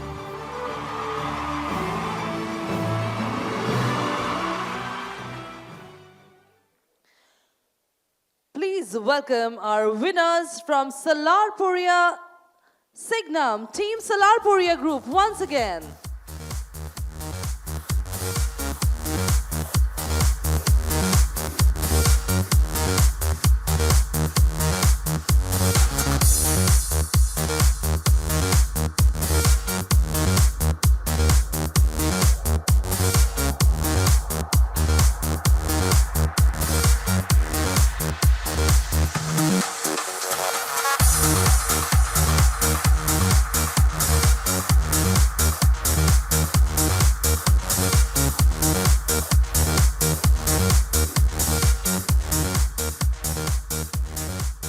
And the next winner is Sangeeta Singh from Orbit Group.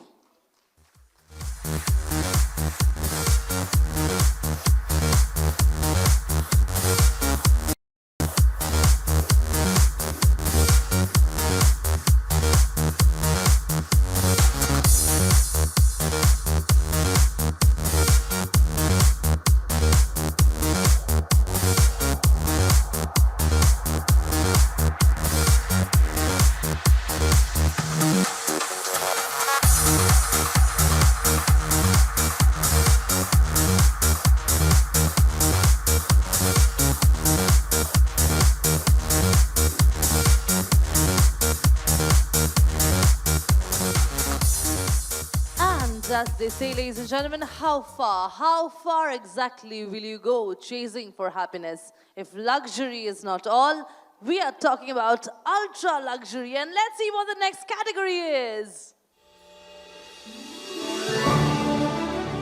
Our next category of the evening is Ultra Luxury Lifestyle Project of the Year. And the award goes to Primark Projects Private Limited for Ram Dulare. Give a round of applause as I welcome Sujay Anand Prasad, Director and Team Primark Projects Private Limited. Let's welcome them on stage.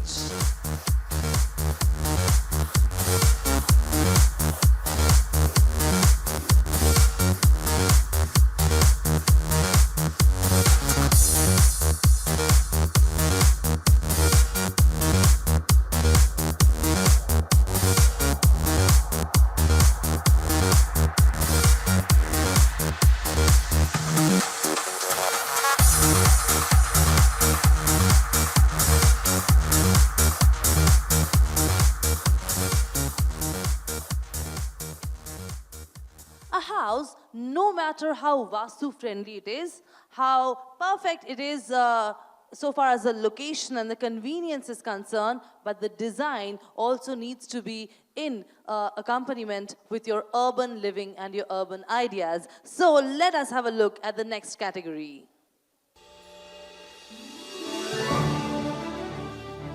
Always an exciting category, the Design Project of the Year. And the award goes to Imami Realty Limited for Imami Astha. And Jain Group for Dream One.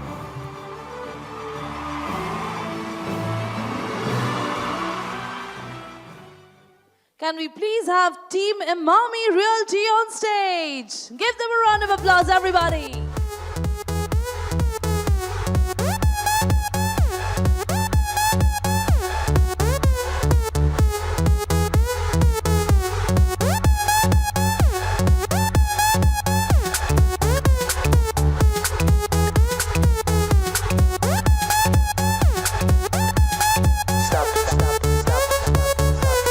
Stop in my mind.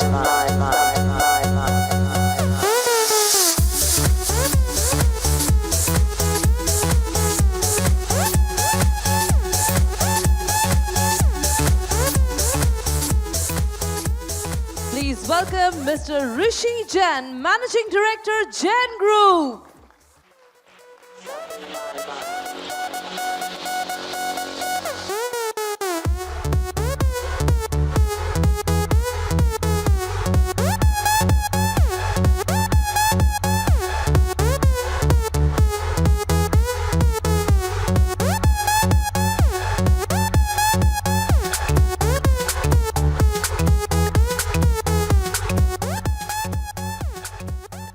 Moving on to our next category, what is it that we are going to introduce next?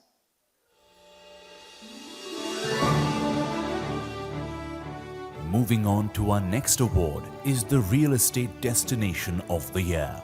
And the award goes to Infinity Group for Infinity Think Tank.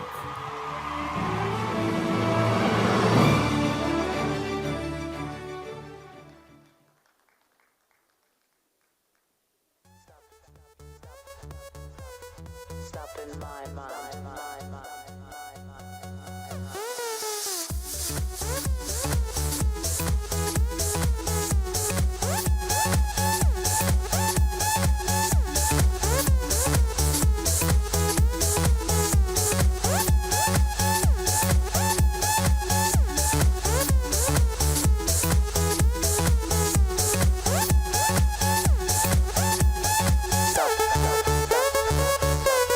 Stop in my mind.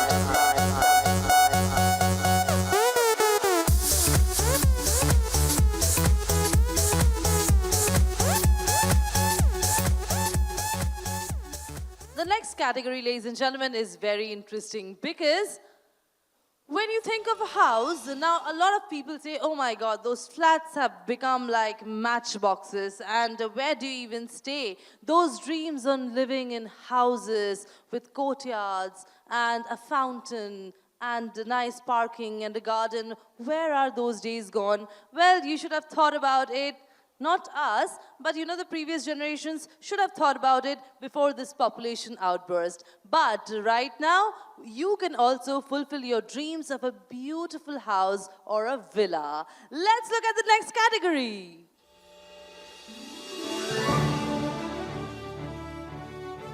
An important category for all times, the Villa Project of the Year. And the award goes to Gems Group for Gems Bougainvillas. And Arjav Builder Private Limited for Arjav Hazelberg.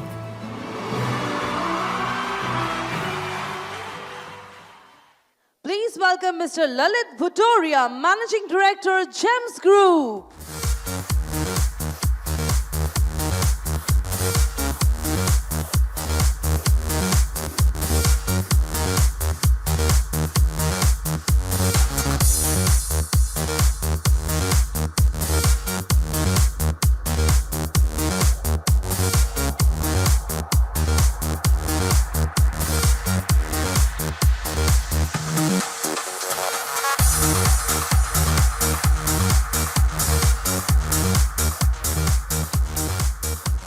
Welcome Mr. Harsh Jain, Managing Director, Arjav Builders Private Limited.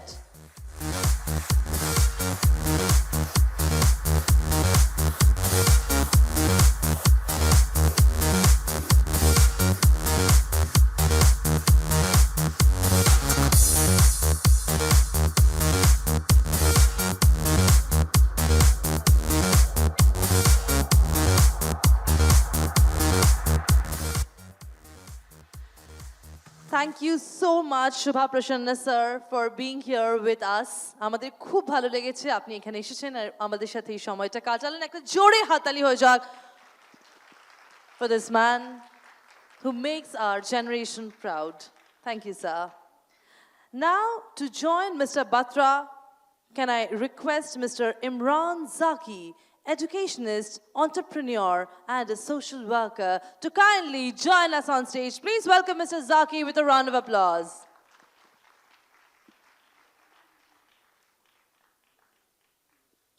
And as, ladies and gentlemen, we move on to the next category, let's see what this category is. Another exciting award is for Industrial Warehousing Project of the Year. And for non-metro, the award goes to Arjav Builder Private Limited for Arjav Industrial and Warehouse Park.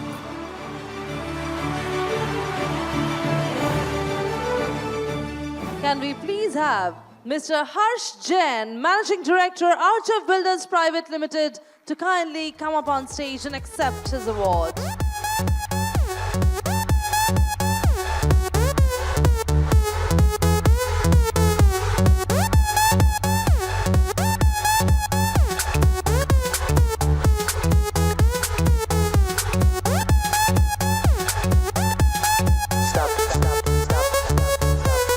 Stop in my mind.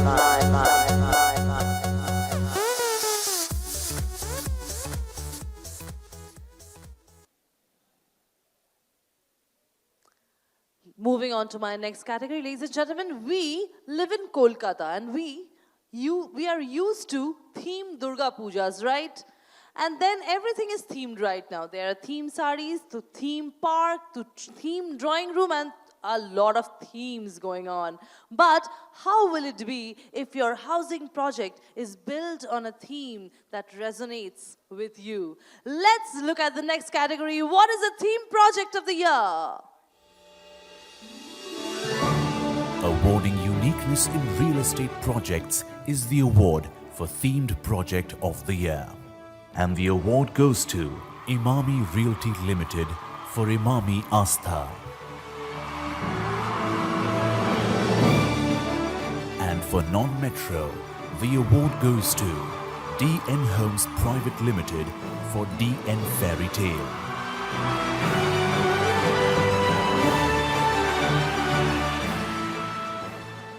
Can we please have Team Imami Realty Limited to come up on stage? Stop in my mind. Stop in my mind.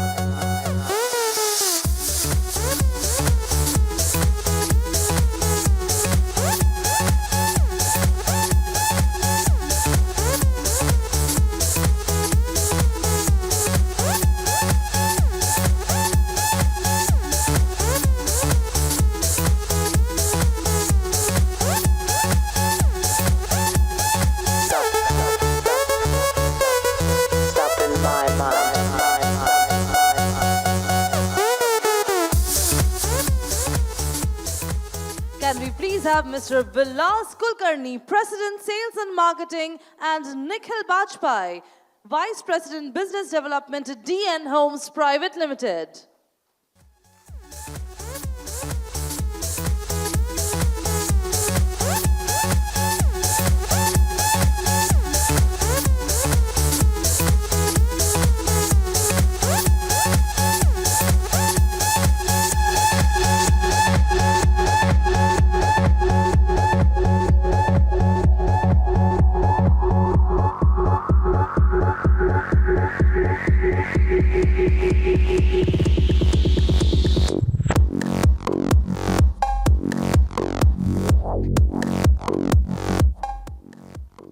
Ladies and gentlemen, when it comes to people or when it comes to categories, when it comes to housing, some become famous, some become very famous, very, very famous, and some people just silently become icons. So let us know what is the iconic project of the year. Let's look at the next category.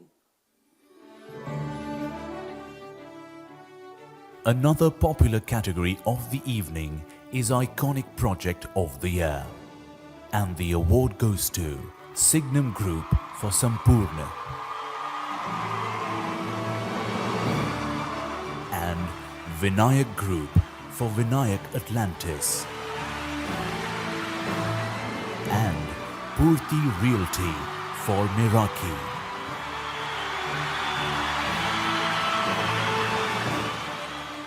Can we please have Mr. Sandeep Sharma and Team Signum Group? Please put your hands together as I welcome them.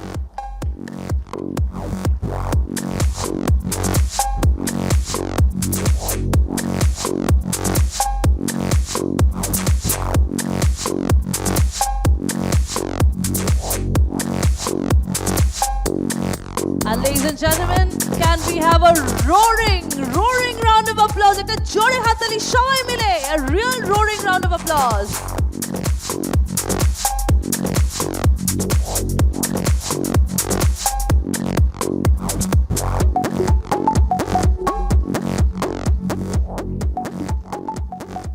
Please welcome Rishi Kyal, Director, Vinayak Group.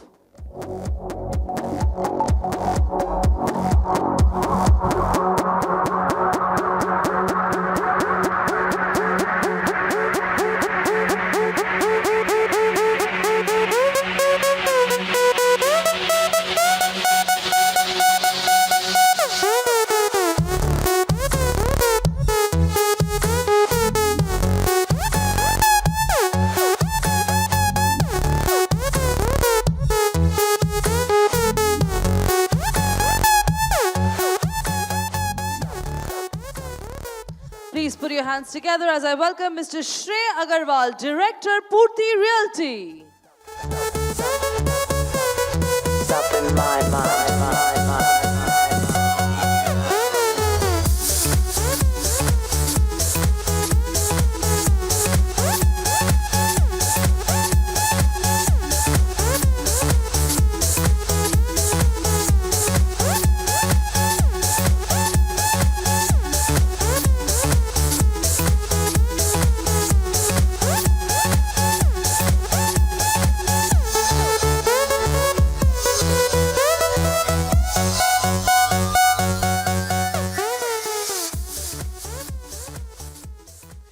Moving on to my next category, ladies and gentlemen. Of course, एक घर आप बनाएंगे उसमें fashion होना चाहिए, उसमें passion होना चाहिए, उसमें एड्रेस होना चाहिए. At the end of the day, your residential address is something that you need everywhere. But how about having a residential address that turns the heads? Let's look at the head-turning residential address of the year. Honoring the project that is making all heads turn is the award for Residential Complex of the Year. And the award goes to Alcove Realty for New Kolkata. And for non-metro, the award goes to MB Builders and Manakamna Builders for MB Delight. Please welcome Saurav Bed and Shraddha Bed for Alcove Realty, the residential complex of the year.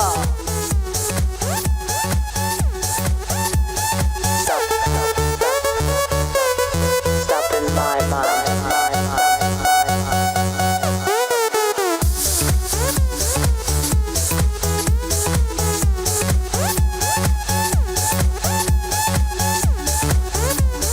Please welcome Mr. Sahil Chaudhary, Director, MB Builders.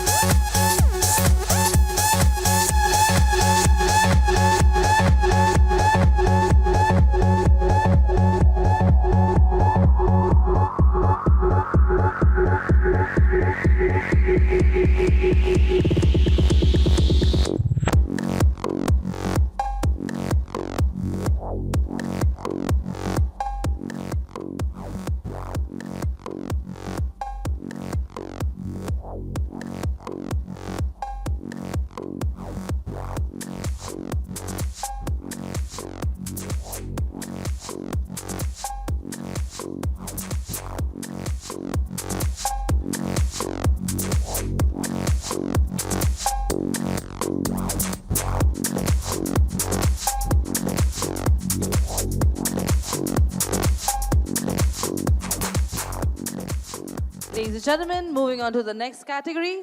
When a single girl becomes economically independent, the first house that she wants to buy, let's say, I'm giving my example, not everybody is me. The first project that you want to buy as your home may not sell at 1 CR. We are looking at a little lower budget and not discussing that openly, but the next category is absolutely for me. So let's have a look.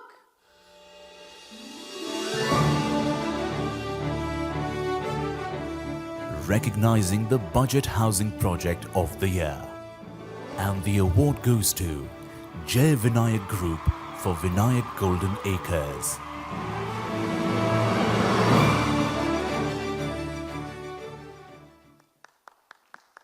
Please welcome Mr. Piyush Beriwal, MD, and Mrs. Nidhi Beriwal, Creative Director for Jai Vinayak Group.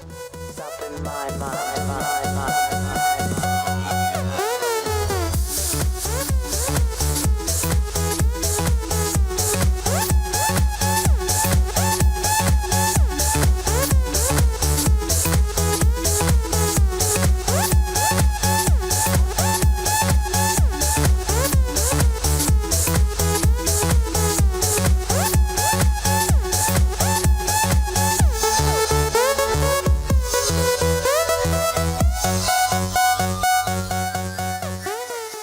Thank you so much. We would request Zaki sir to kindly stay back with us.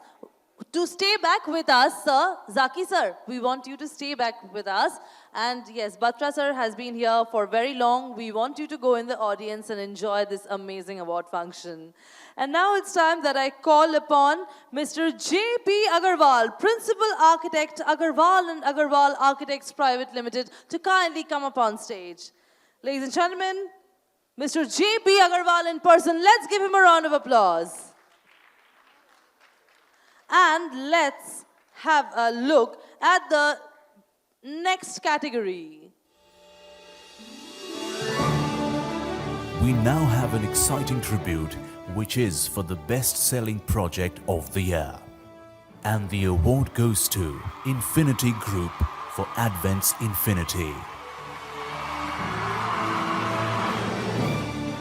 And for non-metro, the award goes to MB Builders, Manakamna Builders and PCM Group for Skydale.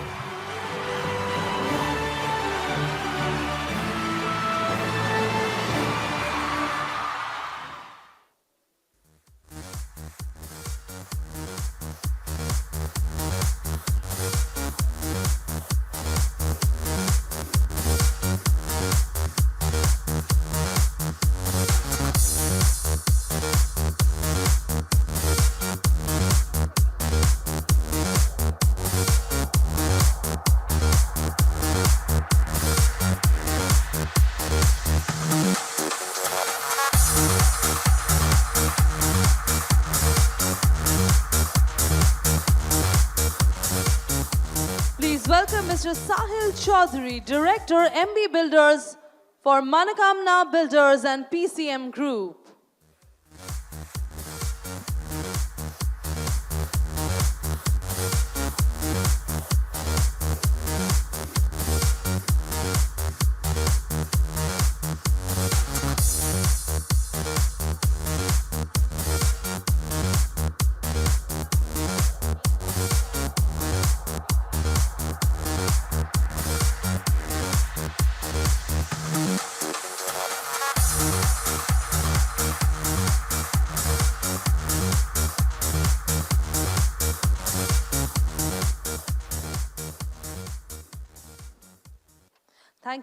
Thank you so much, sir, for being here with us. Thank you so much, Mr. Zaki. And now we'd request Ms. Sapna Srivastava, Editor, Realty Plus, to kindly come up on stage for the next few category of awards.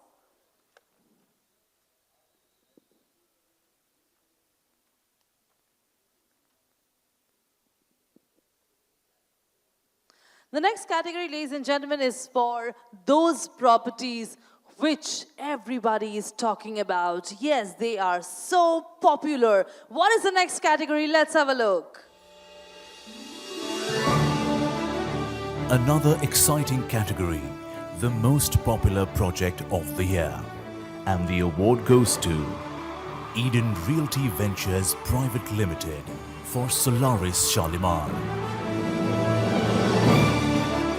And for non-metro, the award goes to Manakamna Builders for Home Square.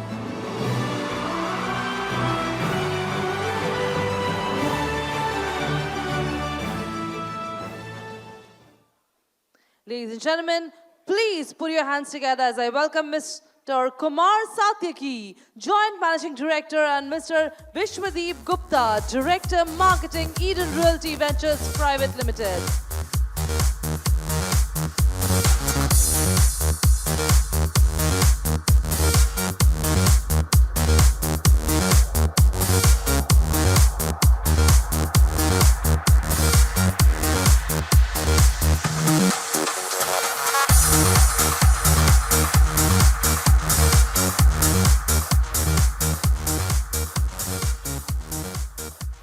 Please welcome Sahil Chaudhary, Director, Manakamna Builders.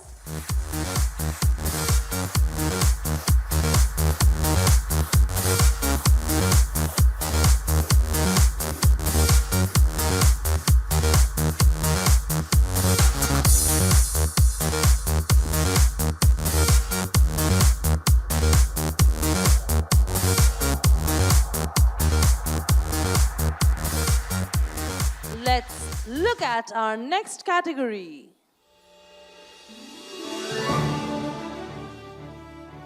Moving on to our next award is the Mixed Use Project of the Year.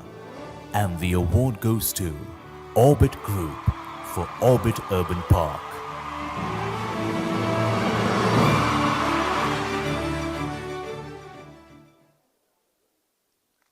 Ladies and gentlemen, please welcome Sangeeta Singh from Orbit Group और इनका स्वागत करते हैं जोरदार तालियों के साथ, please. I want a huge round of applause, everybody, please.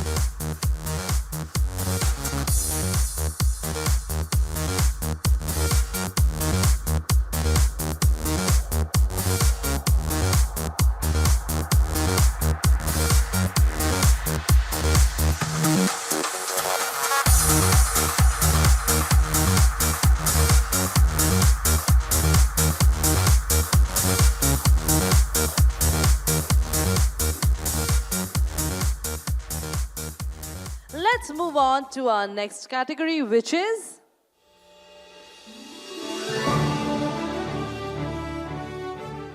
Our next award is for the Skyscraper of the Year. And for non-metro, the award goes to MB Builders, Manakamna Builders and PCM Group for Skydale.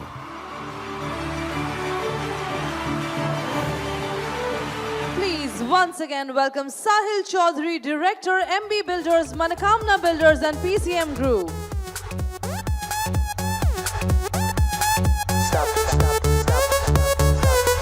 Stop in my mind.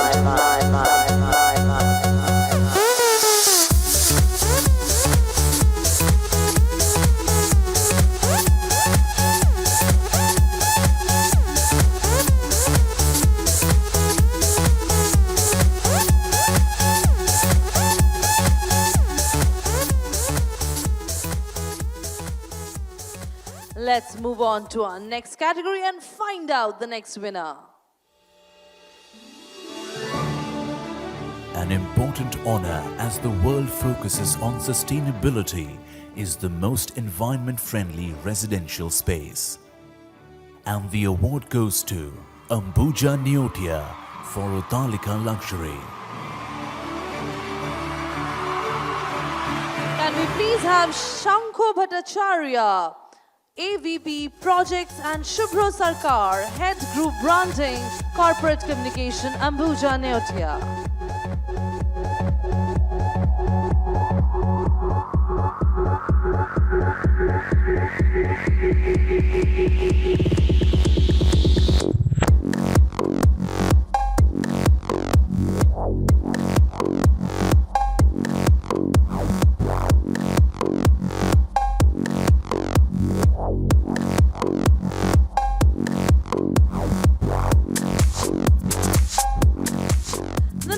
category, ladies and gentlemen, let's have a look.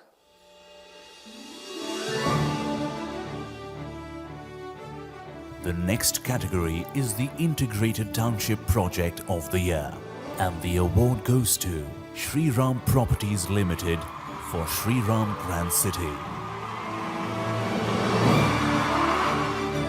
And for non-metro, the award goes to Shrishti Infrastructure Development Corporation Limited for Shrishti Nagar, Guwahati.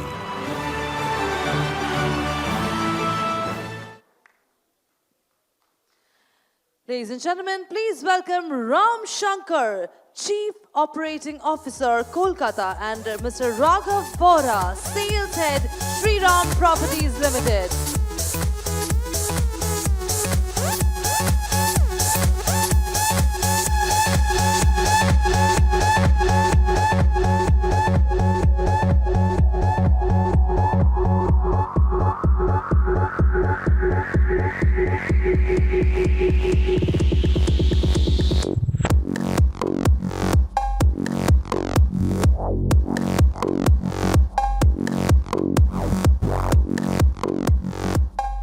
Welcome Mr. Sahil Saharia, CEO, and his team for Srishti Infrastructure Development Corporation Limited.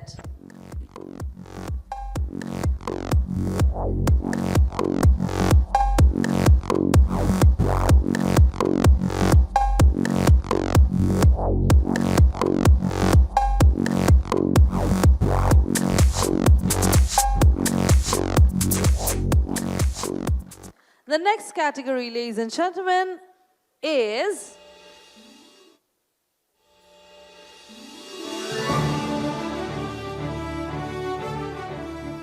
The next category of the evening is the Landscape Project of the Year, Residential.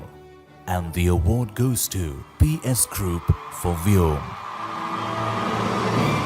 Can we please have Mr. Ajit Botra, Senior Manager Finance and Taxation, PS Group, and his team to please come up on stage.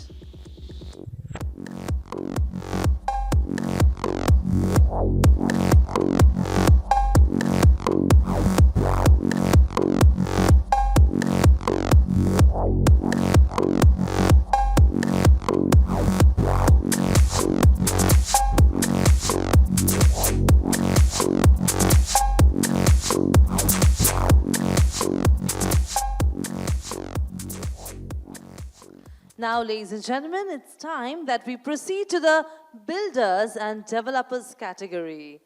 And in this category, let's look at the first nomination. Now, ladies and gentlemen, we proceed to the Builders and Developers category. First up is the category of Developer of the Year, Commercial. And the award goes to Jalan Builders.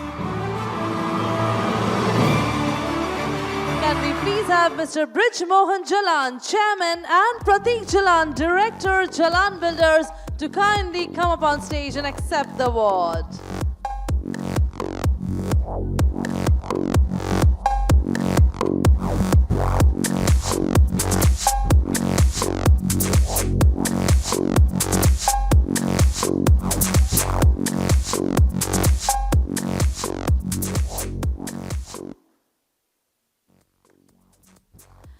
Ladies and gentlemen, let's move on to our next category and see what it is.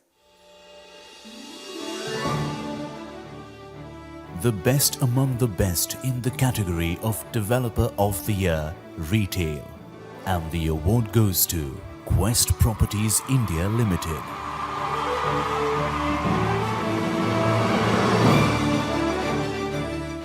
Can we please request Mr. Kaushik Roy, Quest Properties India Limited, to please come up on stage and welcome him with a round of applause, everybody.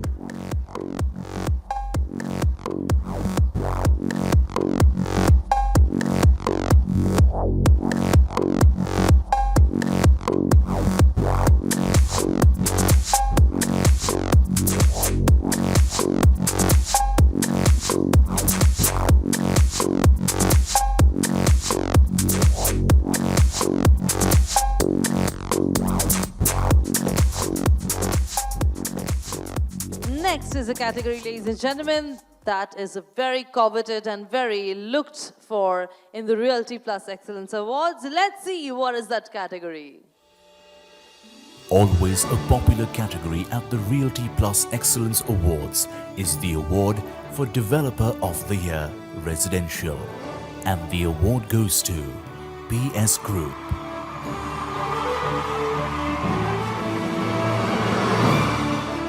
And for non-metro, the award goes to JSB Infrastructures.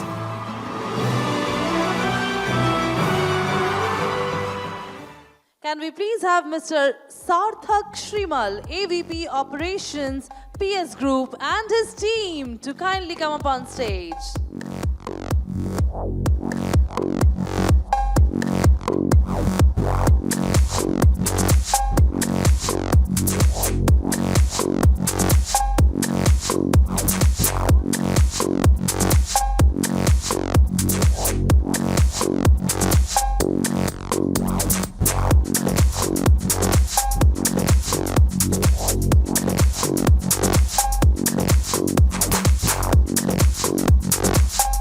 Also, can we please have Mr. Nikunj Harlalka, Managing Partner, JSB Infrastructure.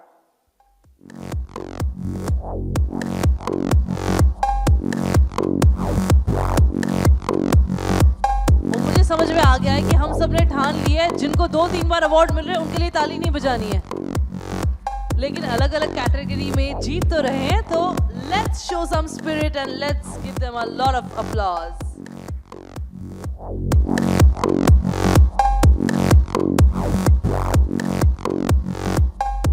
The next category is very important and let's see what it is.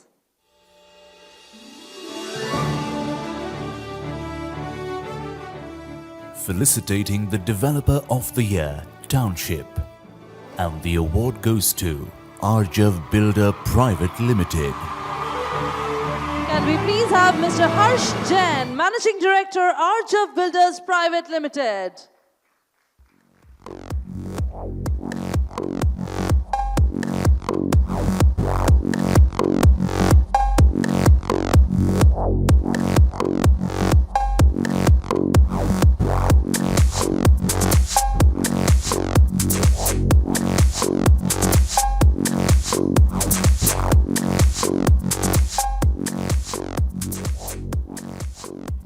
Ladies and gentlemen, no matter what property you are booking, if you want your perfect location, southwest open, southeast open, north mein entry ka darwaza and lots of those, if you have criterias, the person on the other side of the phone, be it a promoter or the builder himself, will tell you, you will get it, madam, at the end of, by the end of 2026. And you'll be like, what, 3 years?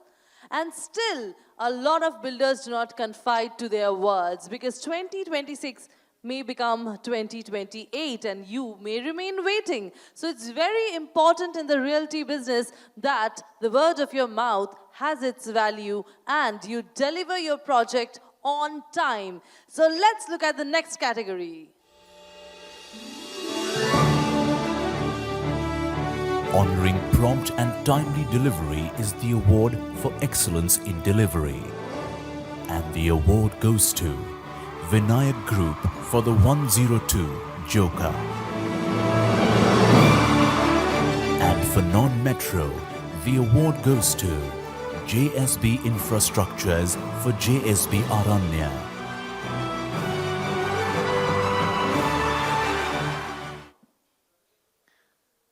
Can we please have Mr. Anurag Khyal, Director, Vinayak Group, to kindly come up on stage and accept the award.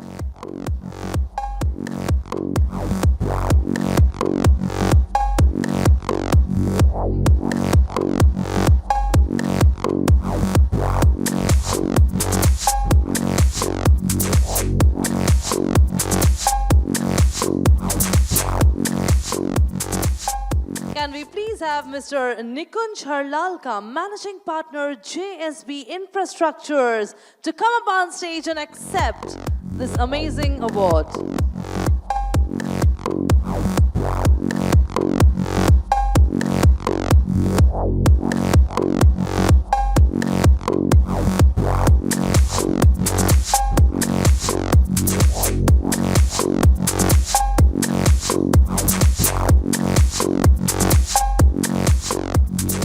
Thank you so much, and thank you so much, Mr. Agarwal, for being here with us for so long. एक जोरदार तालियों के साथ फिर से इनका स्वागत किया जाए. Thank you, and on this note, I'd like to welcome Mr. Gaurav Dasgupta, partner, real estate, corporate and commercial, Khaitan and Company. Ladies and gentlemen, you would also be very happy to know that he had been one of our esteemed jury this year.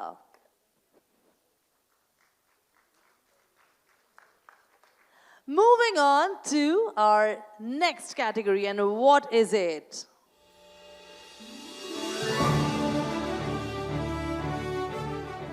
Customer service is the new marketing, and our next award is for the category Excellence in Customer Service.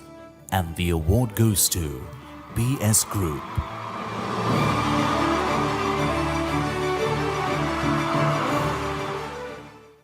Can we please have Baisakhi Sarkar Datta, Cluster Head Marketing PS Group with her team to kindly come up on stage and accept the award.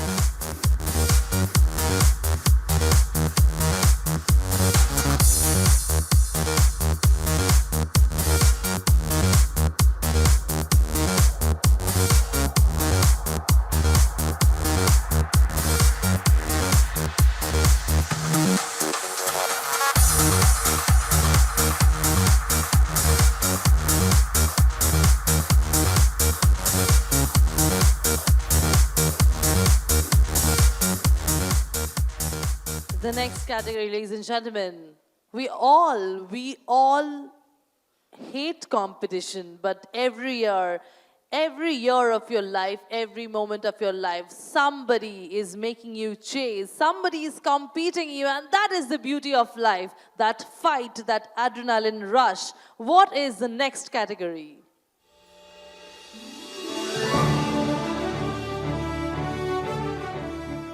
Felicitating the Emerging Developer of the Year. And the award goes to Purti Realty.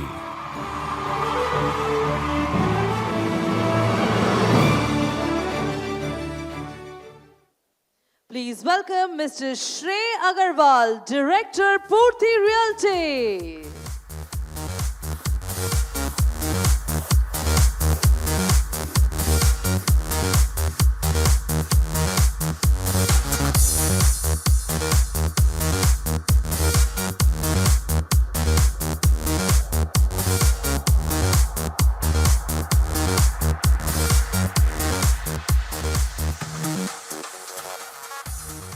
The next category, ladies and gentlemen, is, let's see what it is.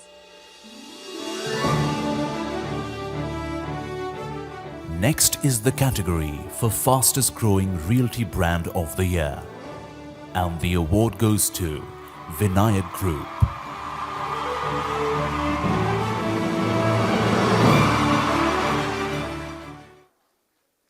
And let's welcome on stage Mr. Rahul Kyal, Director, Vinayak Group.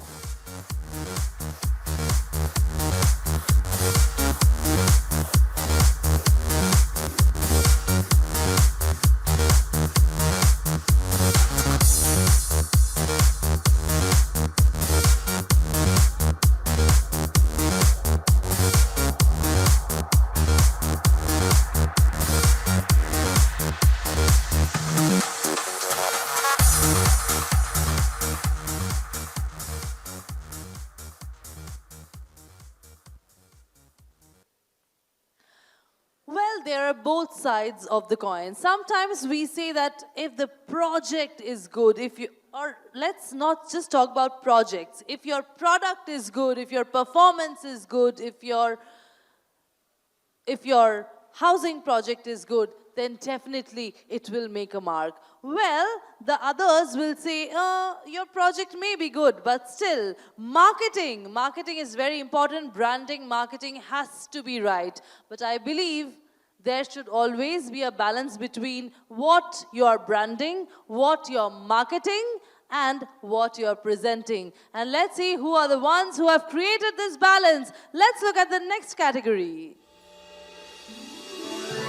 Moving on to our next category is the exciting Branding and Marketing Awards. We begin with an important tribute to Marketer of the Year.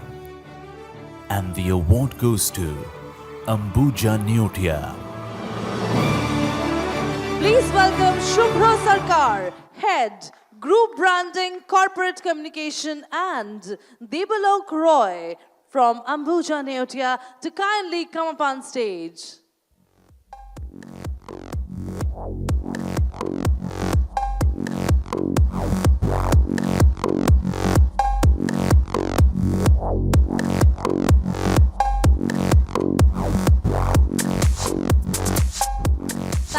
Thank you so much. Ladies and gentlemen, I believe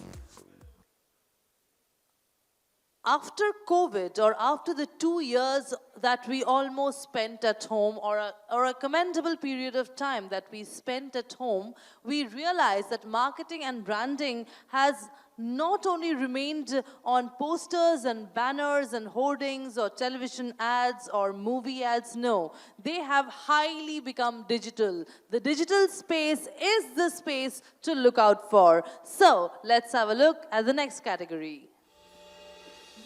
Digital presence goes hand in hand with brand awareness. Excelling in the category of Digital Marketing Campaign of the Year, the award goes to Shrachi Realty for Renaissance Township. Can we please have Rahul Todi, Managing Director, Poonam Tharar, Chief Marketing Officer, and Krishnendu Mukherjee from Shrachi Realty.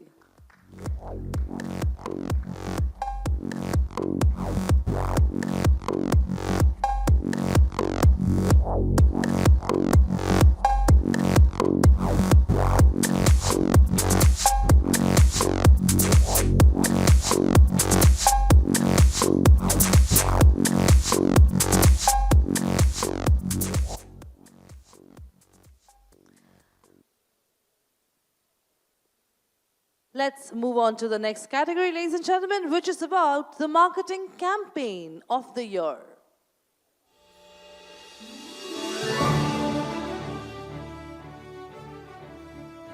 The award for Innovative Marketing Campaign of the Year goes to a company making waves for its creativity. And for non-metro, the award goes to DN Homes Private Limited for DN Palacia.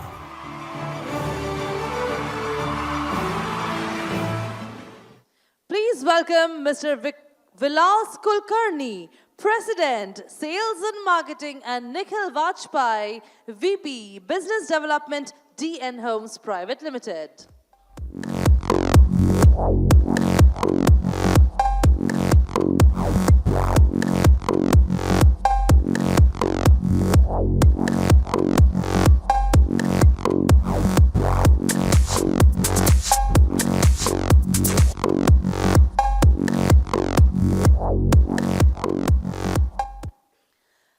Thank you so much, Gaurav sir, for being here with us. Give him a round of applause, everybody. Mr. Gaurav Dasgupta. And now I'd like to welcome Ms. Tripti Kedia, Publisher and Business Head, Realty Plus, on stage for the next category of awards, along with our very own Sapna Srivastava. Gentlemen, all of you who are about to come up on stage, please beware. This is a situation. The award givers, the announcer, and the ladies who are coming with your awards all are, there is too much of feminine energy right now on stage. So I would request all the men to be very graceful right here because we are waiting for your grace and your energy. आप जीत गए हैं already तो क्या हुआ? अभी यहाँ stage पे आके भी हम जरा, we'll see a lot of handsomeness and behavior so that we give you your awards. Moving on to the next category, and what is it?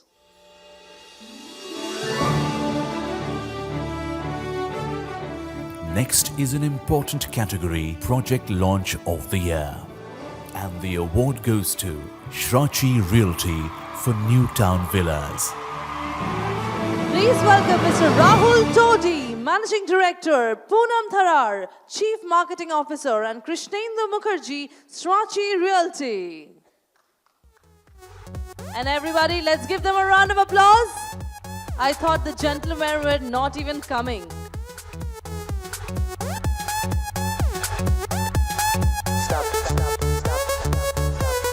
Stop in my mind.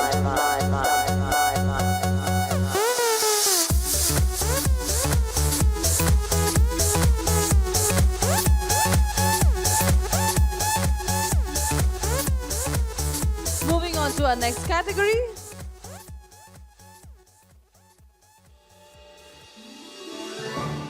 We now move on to our next category, Integrated Brand Campaign of the Year. And the award goes to Ambuja Neotia for Jaya Hey 2.0. Can we please welcome Shubhra Sarkar, Head, Group Branding, Corporate Communication, and Debalok Roy from Ambuja Neotia once again.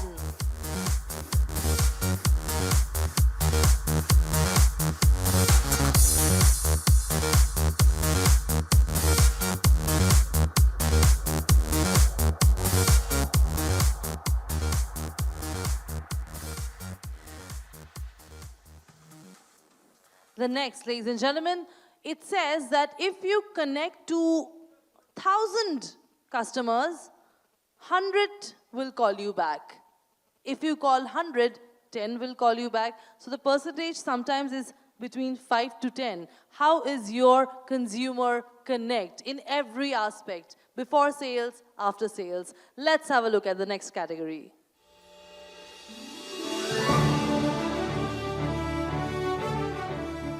Next is the Consumer Connect Initiative of the Year. And the award goes to Imami Realty Limited for Imami Astha. Can we request Team Imami Realty Limited to kindly come up on stage?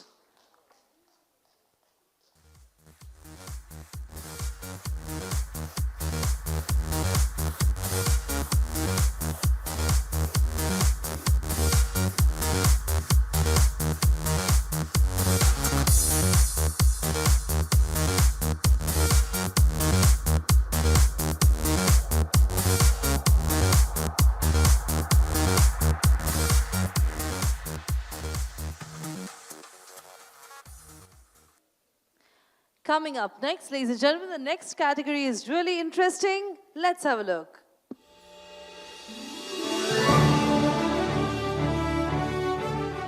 Coming up next is Project Construction Management Firm of the Year. And the award goes to BCD Group.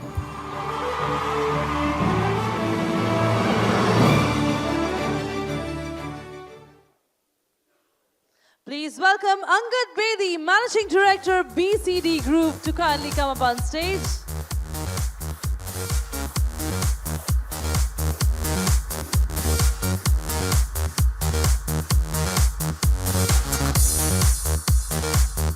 I found this really interesting, Angad. I found this really interesting. अगर किसी को English alphabet सीखने हो, तो आपका नाम और company group का नाम सब अगर हम initials use कर ले, A, B, B, C, D. अब आगे भी अब बनाएंगे and we hope a lot of success for them. Give them a round of applause once again. Moving on to our next category.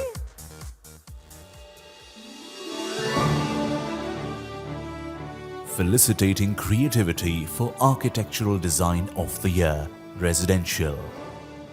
And the award goes to Alcove Realty for New Kolkata. Please welcome Saurav Bed and Shraddha Bed from Alcove Realty.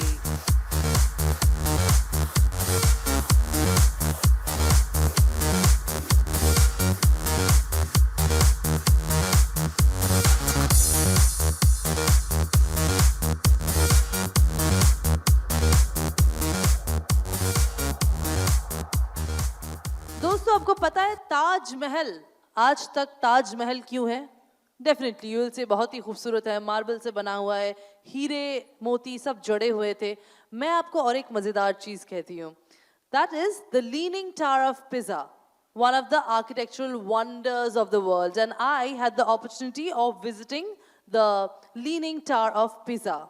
And when you go there, you finally realize that it is not an architectural wonder. It was kind of an architectural fault. And over a period of hundreds of years, जब ये pizza बनता रहा, वो थोड़ा सा हिला हुआ था, वो गिरा नहीं और अब अटक भी गया है, and it has become a wonder. But, ladies and gentlemen, that is not true when it comes to housing projects, because not only we want architectural beauty, we also want consistency and stability. Let's look at the new category. Recognizing path-breaking architecture is Architectural Design of the Year Hospitality, and the award goes to Ayan Sen Architects, Urban Designers and Planners for Bengal Rowing Club. Please welcome Ayan Sen, founder Ayan Sen Architects and Urban Designers and Planners.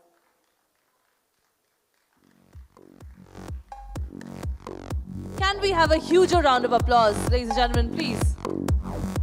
Thank you. Moving on to our next category. We now felicitate the best among the best in the category PropTech Startup of the Year. And the award goes to Shaw Homes Realty Services Private Limited.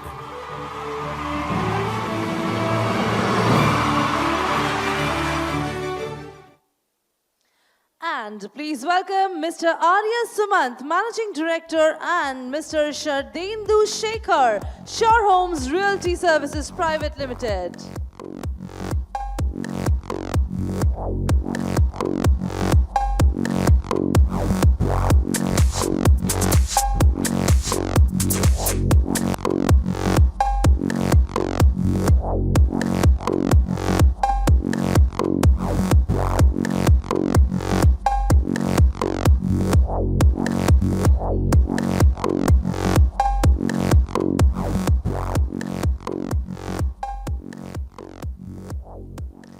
So, ladies and gentlemen, finally we have come to the last category. And this last category is an individual category, a category that shows your integrity, your focus, your consistency, and your dedication for years in the realty business. What is this next category? Let's have a look.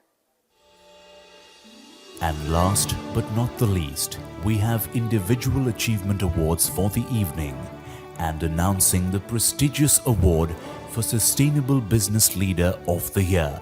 The award goes to Dr. Nitesh Kumar, Managing Director and CEO, Imami Realty Limited.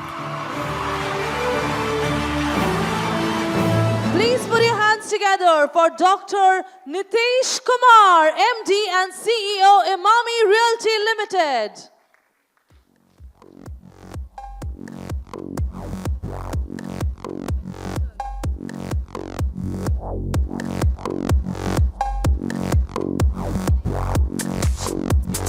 Sir was here in a short while, okay.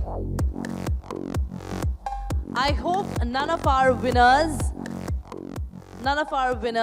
have left, because we intend to have a group photo with all our jurors and our winners.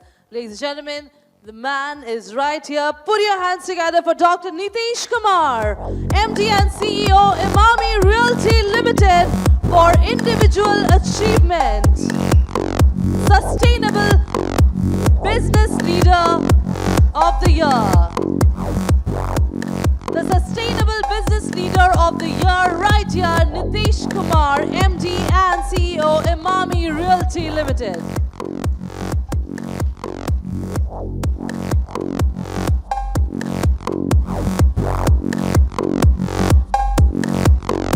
Sir, we would like to hear a few words from you. Thank you, Realty Plus, Exchange for Media, and Rag, I think, is already gone. Tripti, thank you. Sorry, I just landed today evening. I was not able to attend the session. It must have been having a very lovely evening, I think. You must, Anurima conveyed must be very well. So I've been receiving these awards, but it's not growing every year. I think must be around 10th to 11th year continuously. I've been having different kind of awards for Reality Plus, but it's already 15 floors, but it's not growing. Why? Reality means it should grow, right? But thank you. The award, which category? I'm sorry, I was outside.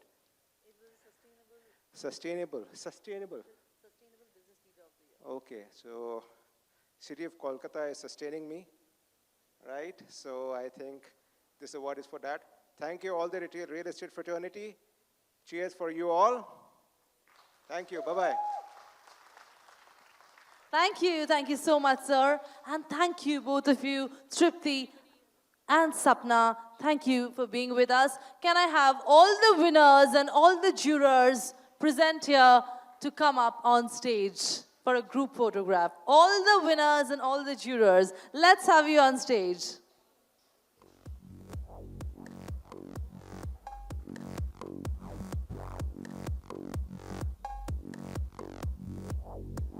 Ladies and gentlemen, with that, we have come to the end of the award ceremony. I want to thank all my jury members for their time and expertise with which they have chosen the winners for these prestigious awards today.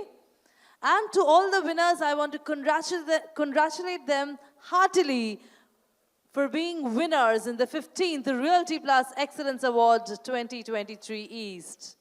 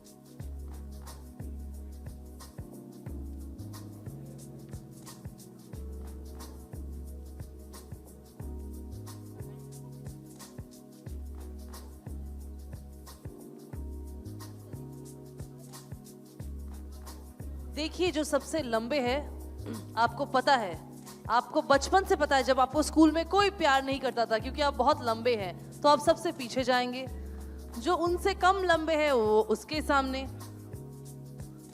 जिनके पैर अभी से दुख रहे हैं वो बैठ जाइए, जिनको फोटो पे अपनी शक्ल थोड़ी सी बड़ी चाहिए, आइडेंटिफाइबल चाहिए, वो भी सामने आ जाइए। कुछ हैंडसम बंदे हैं जिनकी हर जगह फोटो अच्छी आती है, वो कह रहे हैं हमें नहीं खड़ा होना है, हम बैठ जाते हैं बस, लेट्स सिट, क्योंकि हमारी फोटो तो वैसे भी अच्छी आएगी। और मैं अभी यहाँ से, और जिनको 2-3 अवार्ड्स मिले वो भी जरा सामने जाइए।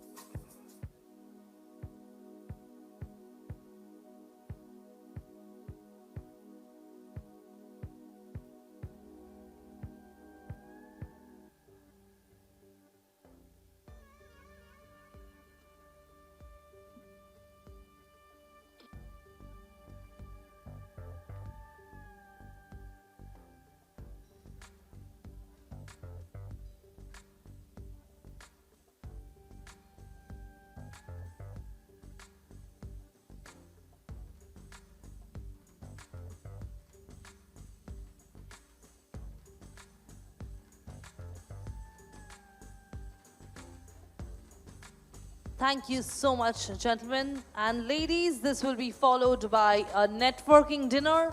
So please enjoy your dinner. Once again, thanks to all our winners. Congratulations to all our winners. Congratulations to all of them who supported us.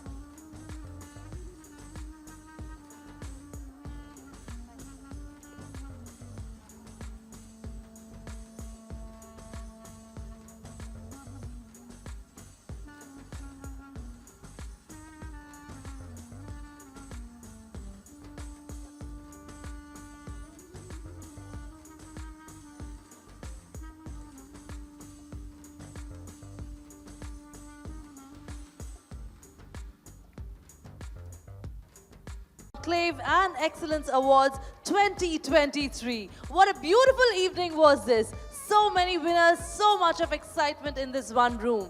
And all's well that ends well. Let us wind up this beautiful night with a beautiful and lovely networking dinner. Thank you so much.